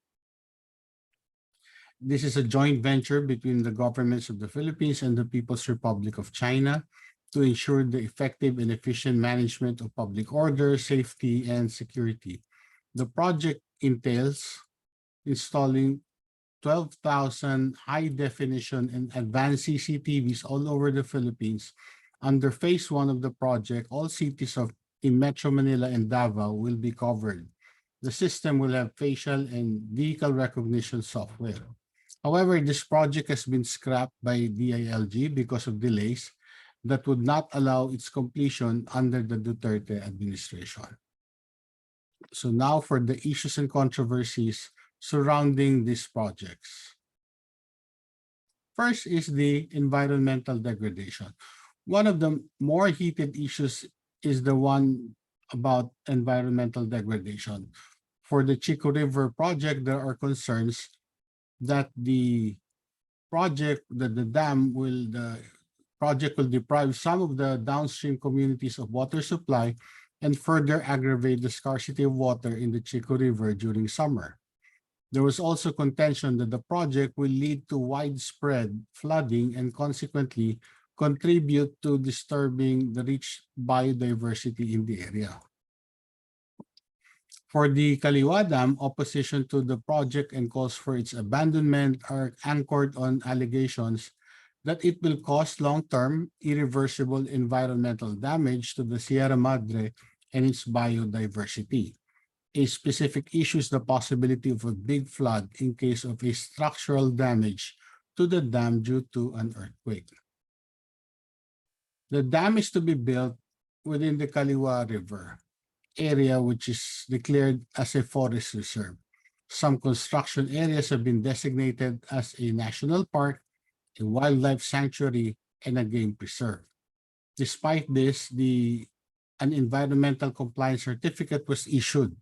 A DNR official was quoted as saying that the ECC was issued because it was a priority project of the government and the agency had no recourse but to approve it. President Duterte announced that he would use extraordinary powers of the presidency to push through with the project even if it may pose environmental damage. The next issue is the defective consultation process. In both the Chico River and Kaliwa Dam projects, the affected indigenous peoples raised concerns about the consultation process. The construction was started ahead of the completion of the consultation process in violation of the law. The government also failed to consult indigenous people communities who will be affected, even as a notice to proceed for the detailed design phase was issued to the project contractor. Even the claimed public hearings had procedural lapses such as the lack of public notice. The local government units of Infanta in Quezon Province and Tanay in Rizal Province made clear that they will not be issuing an approval, endorsement, or any form of agreement concerning the construction of the Kaliwa Dam. But MWSS announced that the project will proceed with or without the permission from the LGU. Next issue is the selection of the contractor. One of the persistent issues about those projects is the choice of the project contractor. For the Chico River, the Department of Finance said that on the procurement, China has provided a list of 3 contractors of good standing, and an implementing agency was given the opportunity to vet and request a replacement if needed. They announced that companies that have had a bad reputation in the international community will not be able to bid for projects in the Philippines. However, the project contractor for the Chico River Pump Irrigation Project was selected despite being associated with the anomalous North Rail project. For the Kaliwa Dam project, the Commission on Audit found it questionable that of the 3 bidders, only the winning contractor qualified. COA's conclusion is that the 2 other bidders or contractors were included merely to comply with the legal requirement to have at least 3 bidders requirement. It is a negotiated contract intended to appear as a competitive bidding. Now, for the Safe Philippines project, the main issue regarding the project contractor is actually the affront on the preference to Filipinos and the requirement for competitive bidding. Despite legal provisions granting preference to Filipinos, the project was made exclusive to Chinese contractors. In what has become a familiar scenario, the 2 other bidders, Huawei and CMEC, were disqualified. Next issue and controversy surrounding these projects is the disadvantageous interest rates. At an interest rate of 2%, the Chico River and the Kaliwa Dam contracts with China were disadvantageous to the Philippines compared to the less than 0.2% from other ODA-funded projects such as those from South Korea and Japan. However, NEDA defended it by saying we need more friends, referring to China, and that between 2% and 3% interest rate is still much better than commercial loans.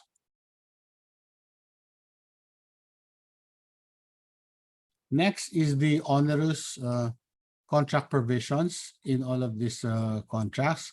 Perhaps this is the most controversial and inflammatory issue about the Chico River, is the waiver of the sovereign immunity in light of the experience of other countries such as Sri Lanka, Djibouti, and Maldives with China. These countries have been reported to have had to give up their strategic national assets on the back of Chinese loans. An issue was also raised regarding the objectivity of the arbitration entity and process, as these were either in China or in Hong Kong. These concerns were raised for the contracts of the Chico River and the Kaliwa Dam projects. Next issue is the lack of transparency. For both the Chico River and Kaliwa Dam agreements, a confidentiality clause is present, providing that the borrower shall keep confidential all the terms, conditions, and fees. By international standards, public procurement documents should be easily accessible and in wide circulation. The lack of transparency is present in all of these three case studies. So, summing up, it is very clear that the issues are the same and are recurring in these projects. Most glaring is the trademark lack of transparency that strongly suggests irregularities. It has been argued that there is really no need for confidentiality if everything is above board. So when the parties insist on keeping matters confidential, it only gives rise to a suggestion that there are irregularities or the findings that I mentioned earlier, that there are backroom deals that were made. Next, secrecy paralyzes civil monitoring. If you keep details of the contract or the documents that were signed confidential, then it prevents civil society from monitoring the projects. So because there is nothing to base whatever is going on. Corrosive capital tends to thrive when information is scarce. And when I was doing the research, one particular case study that has been so secret would be the Safe Philippines project. If you do a search on the internet, all that you can find are press releases coming from DILG. And when I tried to reach out to DILG, the same response from the press releases is all that I got. So given all of these issues and controversies for the projects under the so-called Belt and Road Initiative, the call really is not just infrastructure at all costs, but the call is for increased transparency and accountability. Thank you. That ends my presentation.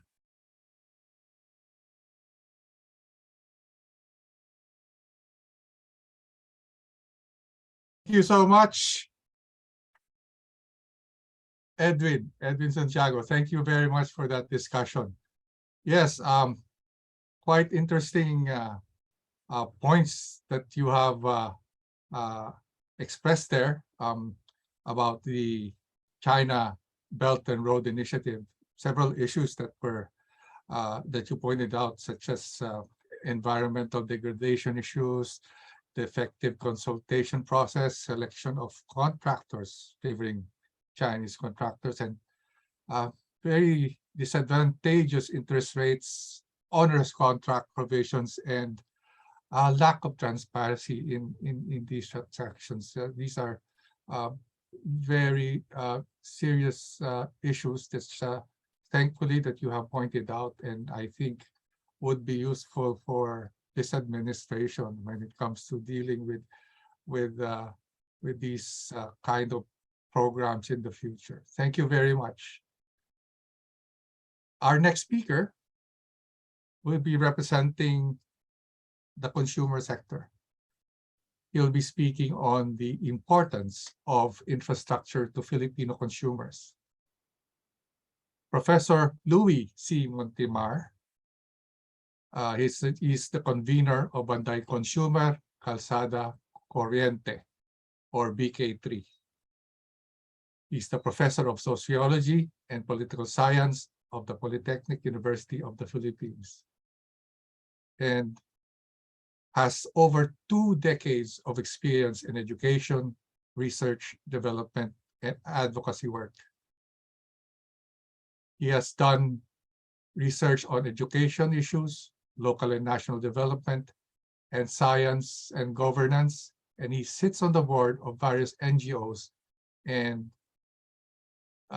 is a very staunch advocate for consumer rights. Ladies and gentlemen, please welcome Professor Louis C. Montemar. Thank you very much. Good morning, everyone. I speak here today less as an educator and student of the social sciences, but more as an advocate of consumer rights. Our group, Bantay Consumer, is an advocacy group with a rights-based approach to policy advocacy. We see consumer rights as inextricably linked with general human rights issues under a democratic order. A consumer-oriented critique of government's infrastructure program could start by raising the question of who and how many are actually benefiting from government's infrastructure projects, and to what extent are these infrastructure projects developed and implemented with the engagement and interests of consumer beneficiaries in mind. In the final analysis, one could say that, to borrow from an adage and give it a twist, the consumer is always right, especially in a democratic social order. Consumers are citizens and thus have a privileged position in a democratic state like ours. Well, at least supposedly. My main argument is that our infrastructure program in the country is not consumer-oriented or consumer-friendly. This is no mere critique based on content analysis or documentary review. BBB's implementation bears this out, and the excellent paper of Dr. Patalinhog, which I was able to get a copy of on BBB, has data to support this. So, this morning, let me now highlight some of these observations from Dr. Patalinhog's paper, which bears directly on consumer concerns, and allow me to comment accordingly. So, observation number 1, regarding project selection and institutional weakness. In its conclusion, Dr. Patalinhog's paper states, the government admitted that it put a number of wrong projects in the BBB list. This means project selection and evaluation processes have some shortcomings. BBB's actual expenditures are far below program expenditures due to institutional weaknesses. Fund allocation for the BBB program is heavily focused on building infrastructure, roads, highways, tollways, bypasses, and bridges to give cars and motor vehicles more spaces for mobility rather than building infrastructure or public transport to give more options to commuters.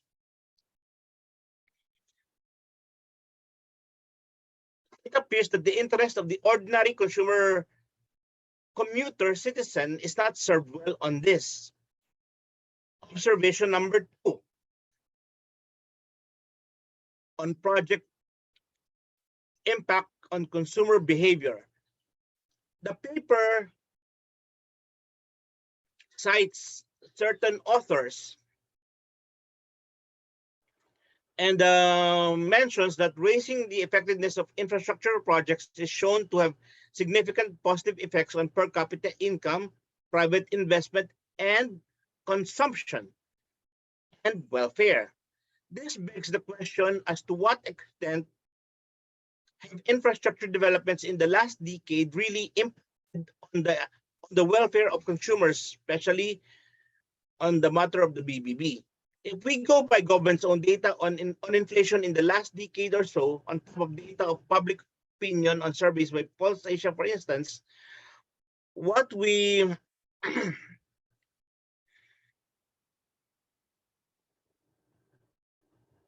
see is a very disconcerting situation.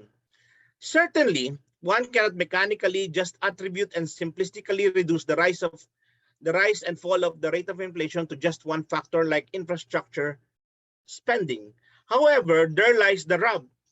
If, for instance, roads, highways, etc., facilitate the movement of goods and services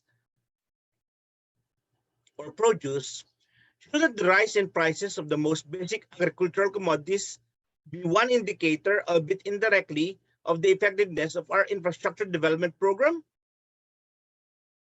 Observation 3. weak absorptive capacity of infrastructure implementing agencies. The paper by Dr. Patalinhog clearly states that in the early part of the Duterte administration, the government has admitted some remaining institutional weaknesses that need to be addressed, such as poor planning and project preparation, procurement, etc., various difficulties. These so-called institutional weaknesses were actually already mentioned in observation number 1.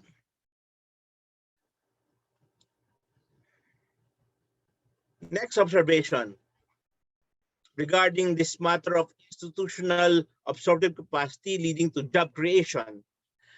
Had our government agencies been more able to implement what has already been given funds by the national government, then certainly more citizen consumers could have benefited in the job creation impact of BBB. This was actually mentioned by Dr. Patalindug already earlier, that the BBB created hundreds and thousands of jobs.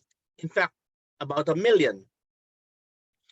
So because of the institutional weakness of government, we have lower employment today. Observation number 5. There is geolocation bias in the BBB from the onset. The completed BBB projects as of May 2022, completed projects, which is about 62%, are located in the national capital region. Another adage comes to my mind here. Those who have less in life should have more in law. In the case of the BBB program, however, considering the poverty map of the country, those who have less in life, as it were, have also less in BBB budget and project allocation. Isn't that ironic? Observation 6. This was noted by our moderator regarding Dr. Patalinug's presentation. In fact, there is this interagency coordination concern.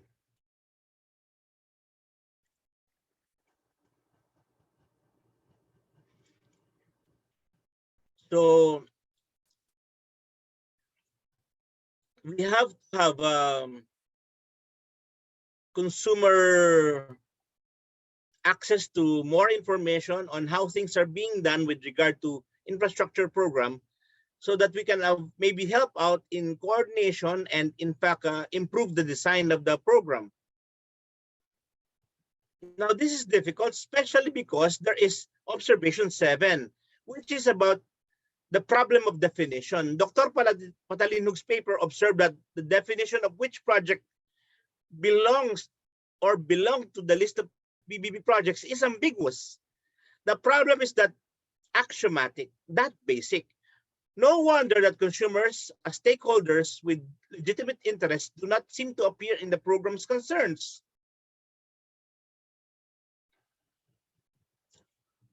And then you have the section of the paper on recommendations where we find this.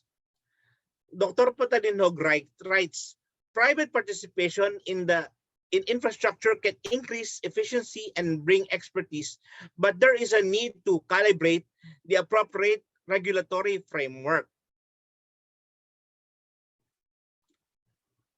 For BK3, we reckon that it doesn't take a genius to realize that at all levels of program development and implementation, consumer rights could help, consumer citizens could actually help, especially via private sector engagement, including civil society organizations. Now, in closing, I would like to express the sentiments of a president of a national civil society organization of drivers. Theirs is a very contemporary and consumer-sensitive live case that is infrastructure related. I was able to have an online discussion with the national transport sector leader. I translated his statement, which he gave to me, and this was originally expressed in Filipino. In that statement, he spoke about the government's jeepney phase-out program, which is euphemistically referred to in official technobabble as the jeepney modernization. Said he, and I quote, "In the National Capital Region, about 80% of jeepneys have been allowed to return to their routes upon or after the COVID lockdowns were lifted. But of this number, there are some who have had their vehicles towed. They could not repair their vehicles anymore due to the length of time it has been left in disuse. Batteries, tires, and engines have given out. There are also those who can't renew their franchise or unit registration papers anymore because they don't have the money, since there are now very prohibitive fines for late filing. Then some don't know how to use the online application of government agencies for the purpose, or they don't have Android devices to access the applications for vehicle and franchise registration. Of those drivers that can deal with other obstacles, or those obstacles, there are many who are in routes or areas not operational yet, like in the UP campus, where there are no face-to-face classes yet. In all, if there are supposed to be 74,000 units in NCR, we estimate that less than 50% are operational, assuming an average of 2 drivers per unit. There could be at least 74,000 drivers who have been deprived of work since the pandemic began. The LTFRB, and this is the very important concern for us as BK3, the LTFRB has yet to release any official stats regarding this. In Metro Cebu, only 1,000 out of 5,000 PUJs, or public utility vehicles, jeepneys, are allowed to operate, according to the LGU.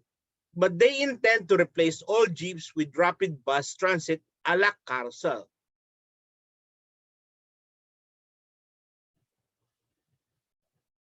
According to the statement, they only get reports in major cities. Overall, there is still no picture of how many of the PUJs before are left. But if we measure the lack of PUVs or PUJs and the tendency of more financially endowed Filipinos to just buy their own cars, then we see what the problem really is. And that includes having heavy traffic, even with less than 10% of about 10% of PUVs running under a lockdown during the pandemic. Overall, we see government as having ignored the basic rights and welfare of jeepney drivers, operators, and their families. And that was the end of the statement.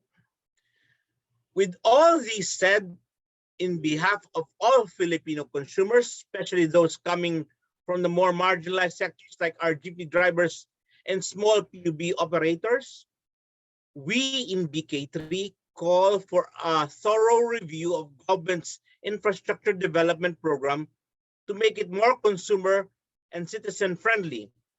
This requires more private sector or civil society involvement in program and project design and implementation. As Attorney Redon earlier emphasized, accountability is very important. Thank you very much, everyone.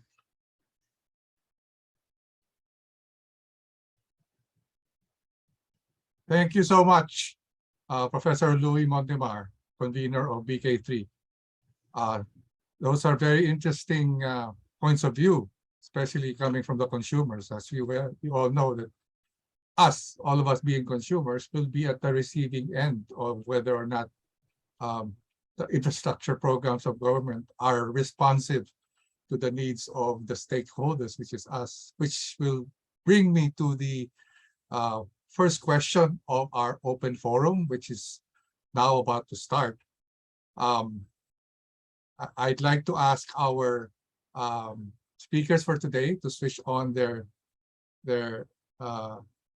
cameras as we start our open forum. And I kick off with our first question.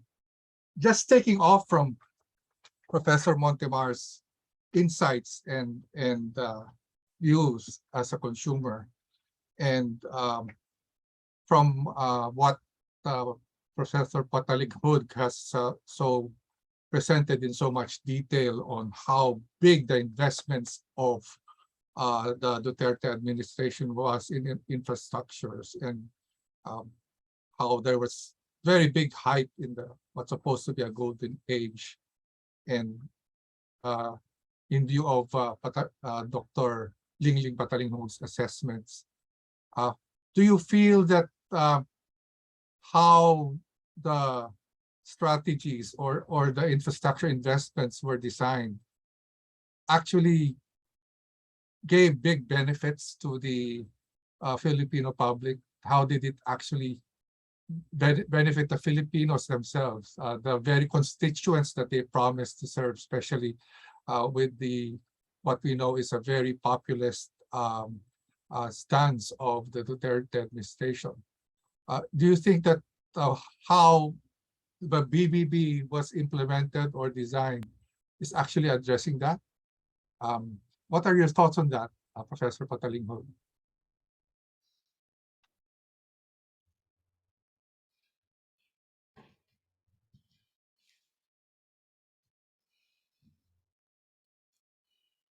I think you're on mute. Okay. Yeah, we can hear you now. Yeah. Now I'd like to address the point of the previous speakers. One is that should BBM lead the infrastructure planning and implementation? The answer is yes. And by how? I think the institutional constraint, the lack of absorptive capacity cannot be solved within 6 years. So the best thing for BBM is just to look at the shovel-ready projects left by the Duterte government and implement them. Metro Manila Subway, the North-South Community Road, that will improve basically. And these ones are addressing Louis Montemar's concern and the Move as One coalition concern, that we are building infrastructure for private vehicles and not for consumers. So this mass transit shovel ready, like the Calamba, Tutuban, it is still lack in bidding acceptance by DOTR for the last 2 years. Bid that project, implement that project right away. It's 147 kilometers from Calamba to Clark, 53 kilometers from Calamba to Tutuban. The bidding is still in the bidding process. Now, with due respect, when Tugadi was DOTR secretary, it took him 3 to 4 years to learn the ropes. And I think I've observed Secretary Bautista has the same problem. So I think the DPWS is okay. He has been there for a long time. But you still have the absorptive capacity. So it's not a question of presidential leading, it's a question of strategy.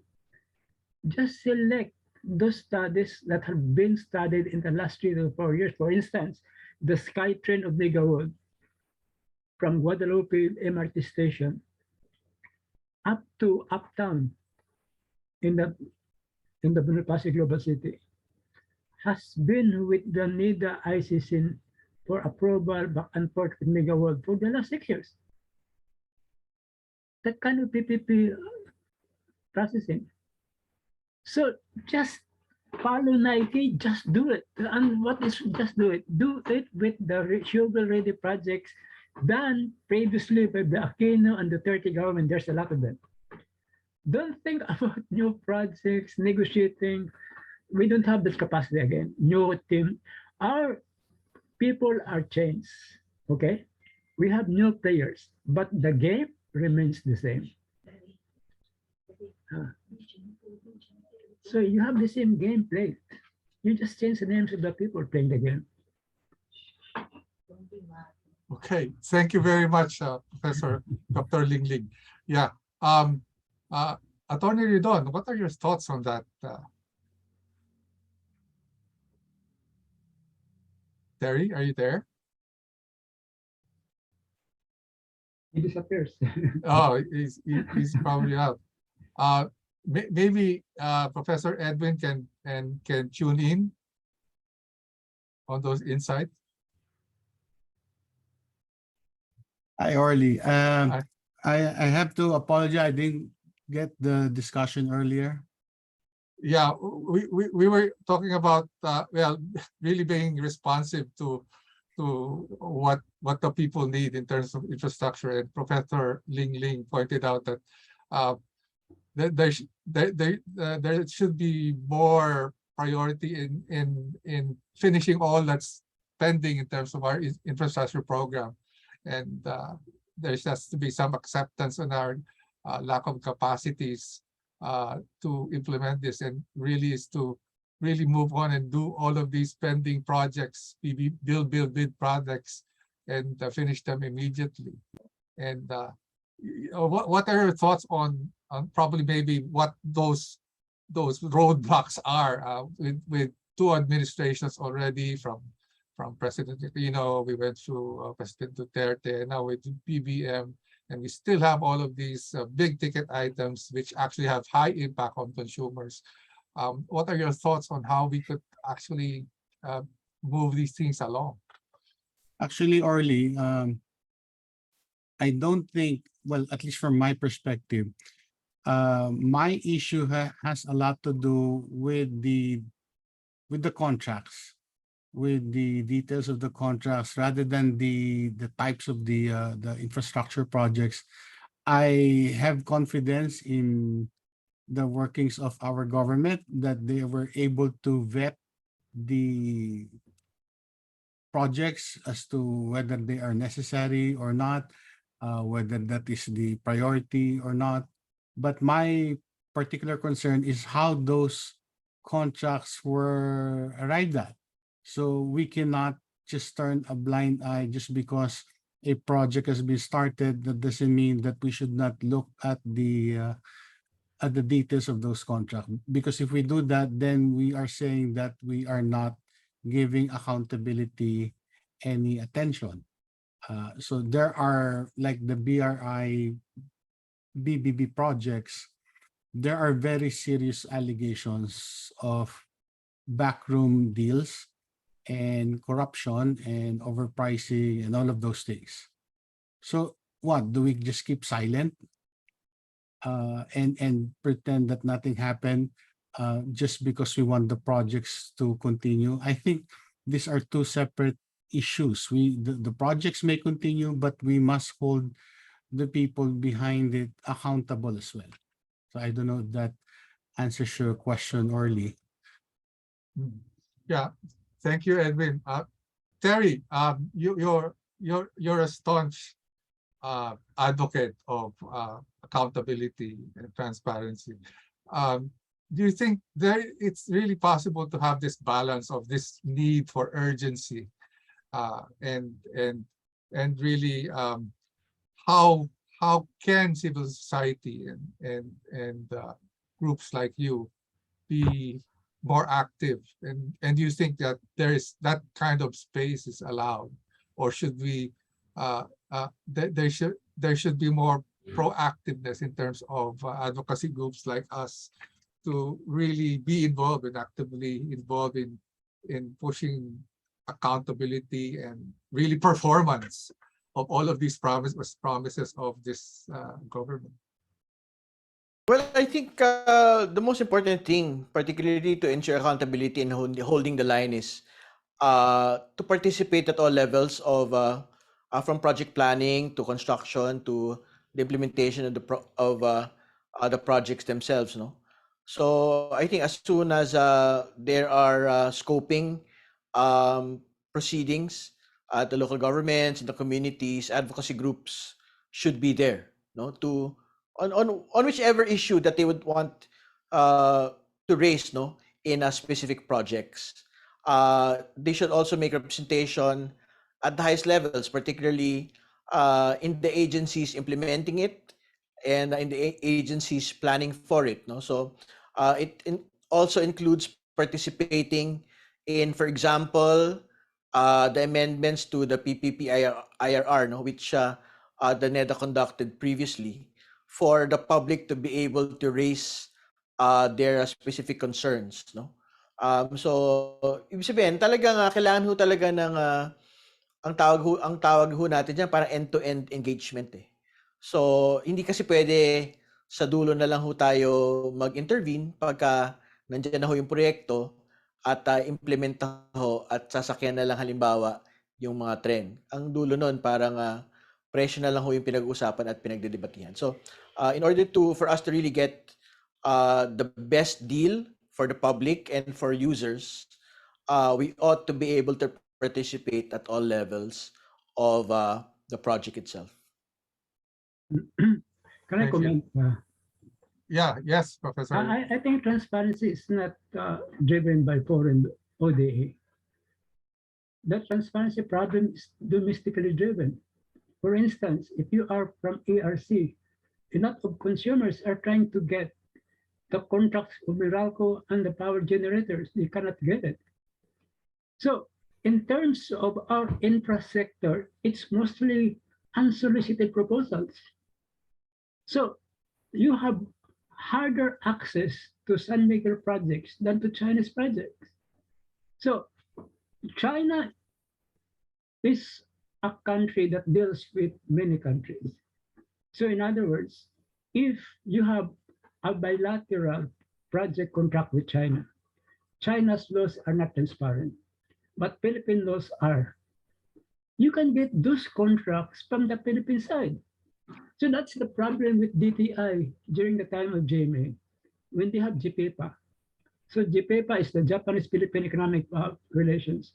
It's a bad contract simply because DTI did not access the website of Thailand, where Thailand's trade treaty with Japan was a lot better. They could just have copied that.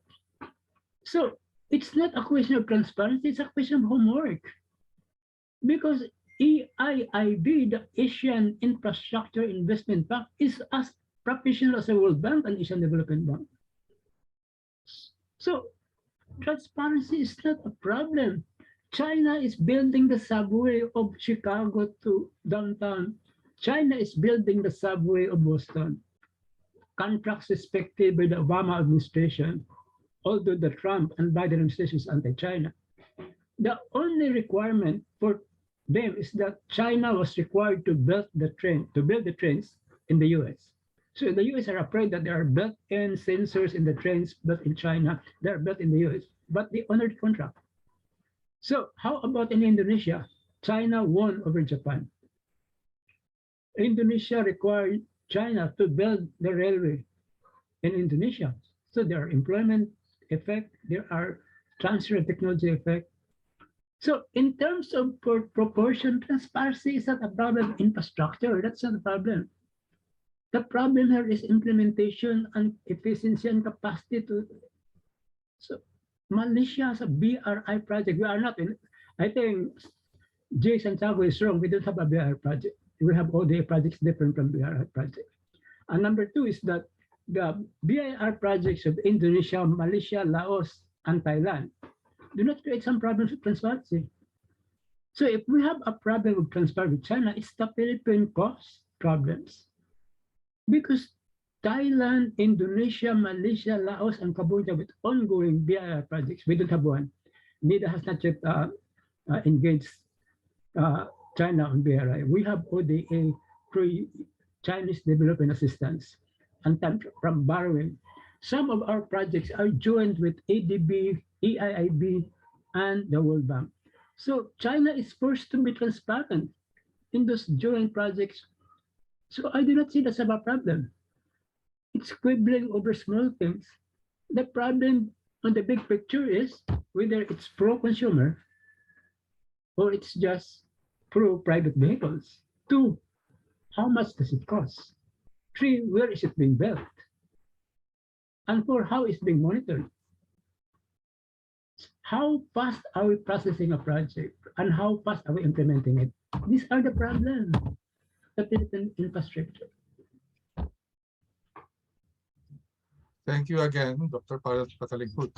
Yeah, now, again, taking off from that, it seems that there are problems, but is this something that where policy can step in? Like you have great recommendations like streamlining the approval process, strengthening project management, simplifying the rules and regulations or the IRRs of the procurement law, and even improving in the regulatory framework. And these all point to policy reforms.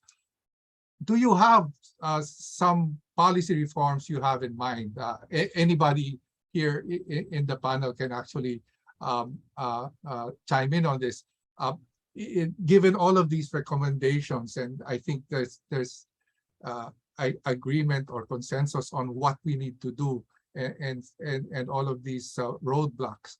Do you have any policy recommendations, or are there laws here right now that should be strengthened, or new laws or new policies that have to be instituted? What would you be your thoughts on it? Maybe we can ask Attorney Ridon to give his thought. Well, like what I earlier stated, the problem today is not essentially the absence of policy or the marching orders at the highest levels of government. No, so we'd like to see more policy clarity on traffic. No, the president hasn't really spoken much about Metro Manila traffic and what he intends to do to resolve it. At the very least, the previous administration was able to rally his men to make an actual plan, or at the very least to make a proposal to undertake emergency action on a Metro Manila traffic. No, but under the current regime today, we haven't seen it. So I think what is required at the moment is for infrastructure, for power, for traffic, digital, all of these things. There ought to be a main national policy on all of these things, which the president will pursue and the president will declare. Absent it, talaga hong magiging mabagal, no?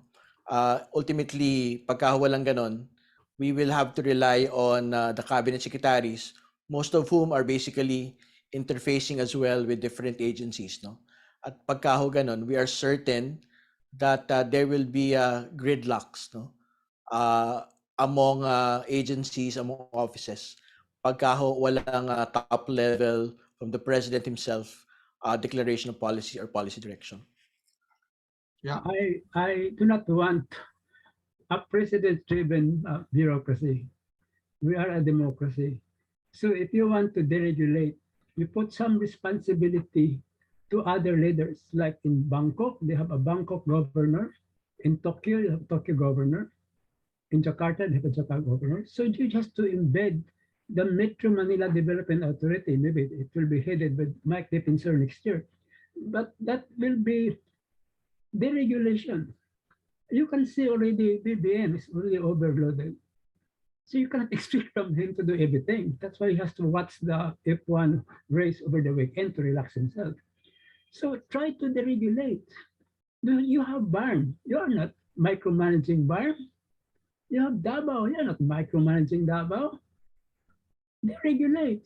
So my proposal is put into laws the NJO and the group of Louis Montemar or Ruby C, Move as One Coalition, into all implementation and contracting process that's more transparent.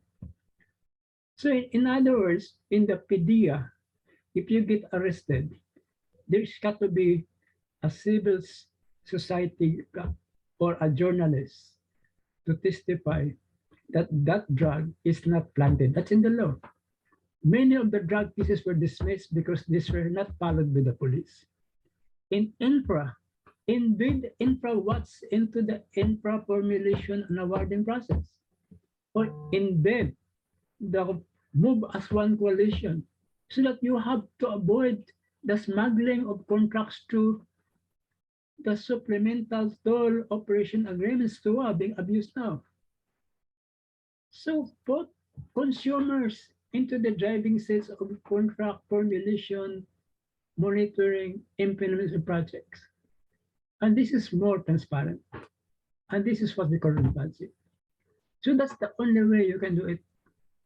In other words, bring more stakeholders into the process, not between a close negotiation between a company like SMA and the OTR for an airport, for a tollway. And finally, he was given an unsolicited original proponent status, OPS. So OPS is a sham, a monopoly to build an infrastructure. That is the major issue. Not very transparent. That's the transparency issue that we should be concerned. OD is minor. It's the local contracts that are less transparent. So now the biggest reform is to bring in the civil society, bring in the consumer groups, the ones that are suffering or benefiting from the infrastructure. That will be more efficient. Yeah, Professor Louis, you have any policy reforms that you want as a consumer? Oh yeah, definitely. I would like to see order where civil society organizations and private profit groups are regularly consulted on the plans and programs of government. I actually recall that the first executive order of the president is about reorganizing the office of the president and including the abolition of the PCGG. Now, can government, maybe even through a presidential executive order, reorganize the whole of government on the matter of infrastructure development, perhaps to better organize things, no? So we can have more efficiency in the implementation of projects which are specially focused on what Dr. Patanin identified earlier or mentioned earlier as low-hanging fruits, things that we can easily do so that we can fast-track the recovery of the country after this pandemic. Actually, there are so many civil society groups out there. We have at least 60,000 NGOs out there who can be part of various formations across the country that can help government design and implement programs, including infrastructure programs. We have so much human capital and experience out there that can be tapped. It's just a matter of government having the will and the policy to do it. Thank you very much, Professor Louis. Yes, well said. And really, I myself agree with you that these close consultations are very important if we want all of the policies and programs we want to be very responsive to us, all of us as stakeholders, as consumers.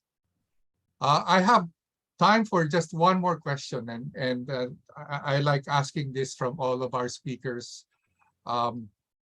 Given our discussions today and the insights you got, and really the strategic importance of infrastructures and what we should look forward to and what we should expect in this new administration. So President Ferdinand Marcos Jr. What would be your parting words that you would like to give to the audience, or even just we know that a lot of policy leaders are monitoring this. What would you like to is a message that you'd like to deliver to them? I'd like to start with, of course, Professor Lingling Patalinghog. No, basically, if they follow my recommendations, my 3 recommendations, I'll be happy with it. I don't expect much in terms of implementation, in terms of the people manning the institutions right now. I'm sorry, I'm very proud. But if they just stick to the low-hanging fruits from the shovel-ready projects, at the end of 2028, they will look good. That's just not to be ambitious. Do not use too much PR like the DOTR in the Duterte administration, announcing the subway, nothing happens until last week. So do not use more the media. Just look at shovel-ready, ang daming shovel-ready projects. But if I were them, I will look at shovel-ready public transport projects, not tollways, not bypass coastal roads, mass transport projects. And that will solve the Metro Manila traffic problem. It will not be solved by policy, it will solve by engineering. It will not be solved by enforcement or by education. It can only be solved by engineering. And just do the basic. Just do it. My 3 recommendations, if they follow it, and use the low hanging trees at the end of 2020, they look a lot better than the Duterte administration. Thank you. Thank you very much, Professor Patalinghog. Attorney Ridon, Terry? Thank you again for the invitation. Well, I reiterate my point, no, on what to do is I think for I keep on trying and keep on reiterating it that the president should really take the wheel, no, and he has not taken the wheel from June 30 to today. He has to do it, particularly on infrastructure, most particularly on Metro Manila traffic, electricity, and digital. No, I speak of it particularly because of real government experience that without a top-down approach, without actual orders from the president himself, people in the agencies won't really do their jobs. No, and it is the sad reality of the government, that the kind of government that we've had and we continue to have today. No, and the only way to do it is essentially for the public to hold the line and to make government accountable, to keep on pushing for infrastructure reforms, to keep making sure that all the projects in the pipeline are able to be implemented within the timeframes that they had committed to, and for these projects also to ultimately be beneficial to the public in terms of well, reasonable rates, reasonable fees, no? And particularly on the loans that we take on, that we are able to get the most competitive loans for all of these projects that government that would take on in the future. Yun lamang po, maraming salamat. Thank you. Thank you very much, Attorney Terry Ridon. And now we'd like to ask Professor Edwin Santiago. Okay. I think infrastructure is important. There is no argument against that. It's in fact critical to national development. But there is also no quarrel in what Louis and Attorney Terry has mentioned earlier, that we should strengthen the civil society groups in terms of transparency. Okay, but the problem, I think, at least from my perspective, I guess we have different values, is that what do you do with the government that contradicts the laws that are supposed to protect transparency, protect the process of transparency? In one case I mentioned earlier, it is the government that gave instructions to disregard the very consultation process that is mandated by law. So what do you do with those things? So from where I stand, the accountability part is important. It is not, while infrastructure is important, it should not be infrastructure at all costs or at any cost. We must hold our leaders accountable because we've seen so many times how a particular need is abused just so that people can get away with a lot of things. So if there is water shortage, so does that mean that just to address the water shortage. We will allow the government to do whatever it wants, even with certain unsavory parts of the deal. So I don't think we should allow that. So, and I don't think it should even be an obstacle to the progress of the projects. So accountability may be done during the project's implementation and even after, without actually impeding the progress of the projects. So yun lang, Orly, siguro. Should not be infrastructure at all costs. Thank you very much. Very interesting. Should not be infrastructure at all costs. Professor Louis Montemar of PK3. The book definition of development really is that development is all about expanding the options of people as to how they can lead better quality of lives. Now, infrastructure can actually really contribute to that, because with good infrastructure, people will be able to make better decisions about what to consume, how to consume, when to consume things.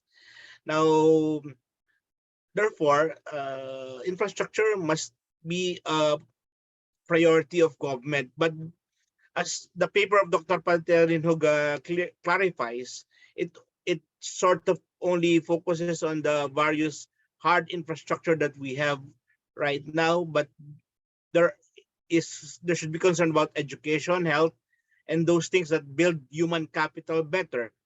So we have to look at all those other things as well to be able to say that we are actually working for development or the people's concerns. Thank you very much, Professor Louis Montemar. May we have some words also from Professor Tinto Manhit?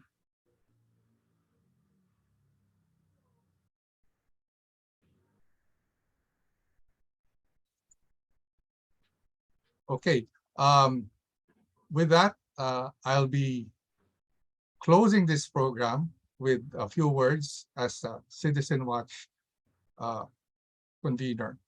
Before that, I'd like to thank the Strat-based ADR Institute, Professor Dinto Manhit, who has invited us again in this in their series of very relevant and timely talks on the various issues of our country, especially now where infrastructure plays a very strategic role for all of us stakeholders.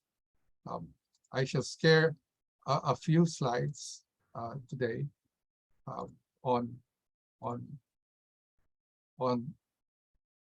building infrastructure that create job and income security for the people. Key to sustainable economic recovery is bridging the digital divide and accelerating the digital transformation of both public and private sector. The rise of the digital economy presents great opportunities and conversely daunting challenges that will demand a collective all of society effort to sustainably recover from economic scars inflicted by the pandemic. Government and the private sector. Investments in a nationwide digital infrastructure to support fast and stable connectivity is a requisite to enable the digitization of industries and develop a digital savvy workforce that will thrive in a global digital economy. Power and energy, connected to almost everything we do, especially in this digital economy. Adequate and reliable power supply is essential to sustaining economic growth and lower the cost of electricity. The government must speed up the building of new power plants to create a competitive market of power and energy players that will best, with the best technologies that can efficiently produce more affordable electricity. The stability of the country's power supply influences the speed of economic growth and should be a top priority of this administration. For enterprises of any size, power interruptions are showstoppers that are very costly. For investors, unstable and expensive power are red flags that will shift their interests to countries with more attractive environments. The economic aspirations of a robust economic upturn that will create quality jobs and a new post-pandemic era of growth pledged by President Ferdinand Marcos Jr. will be paced by the power capacity of the energy sector. And lastly, our transportation infrastructure. Philippine transportation infrastructure, along with telecommunications and electricity, lags behind regional peers, according to the Global Competitiveness Report of 2019. Gaps in essential infrastructure affects the productivity and competitiveness of industries and therefore discourages investments. Increased investments on roads, bridges, air and seaports, train networks, and other large-scale projects are critical. More investments towards addressing the country's obsolete and inadequate transportation infrastructure with world-class and appropriate public transportation systems is the long-term solution. Access to safe and efficient transportation systems and allowing the expansion of new transportation technologies are essential to the population's mobility, work performance, and the continuity of supply chains. Government and the private sector engagements under a reciprocal framework of multi-sector collaboration will result in a more robust and updated transportation infrastructure. Engaging in public-private partnerships is an optimal strategy to accelerate the implementation of big-ticket transportation infrastructure projects of the government, given all the ideal capacities and policies in place. With that, I'd like to thank our speakers once again, Dr. Epictetus Patalingpug, Attorney Terry Ridon, Mr. Edwin Santiago, and Professor Louis Montemar, and of course, our President of Strat-Based ADRi Institute, Professor Dindo Manhit, for again another edition of the Strat-Based ADRi series of virtual town hall discussions on moving towards an improved infrastructure program in the Philippines. Thank you very much and have a safe and wonderful day ahead of you. Thank you.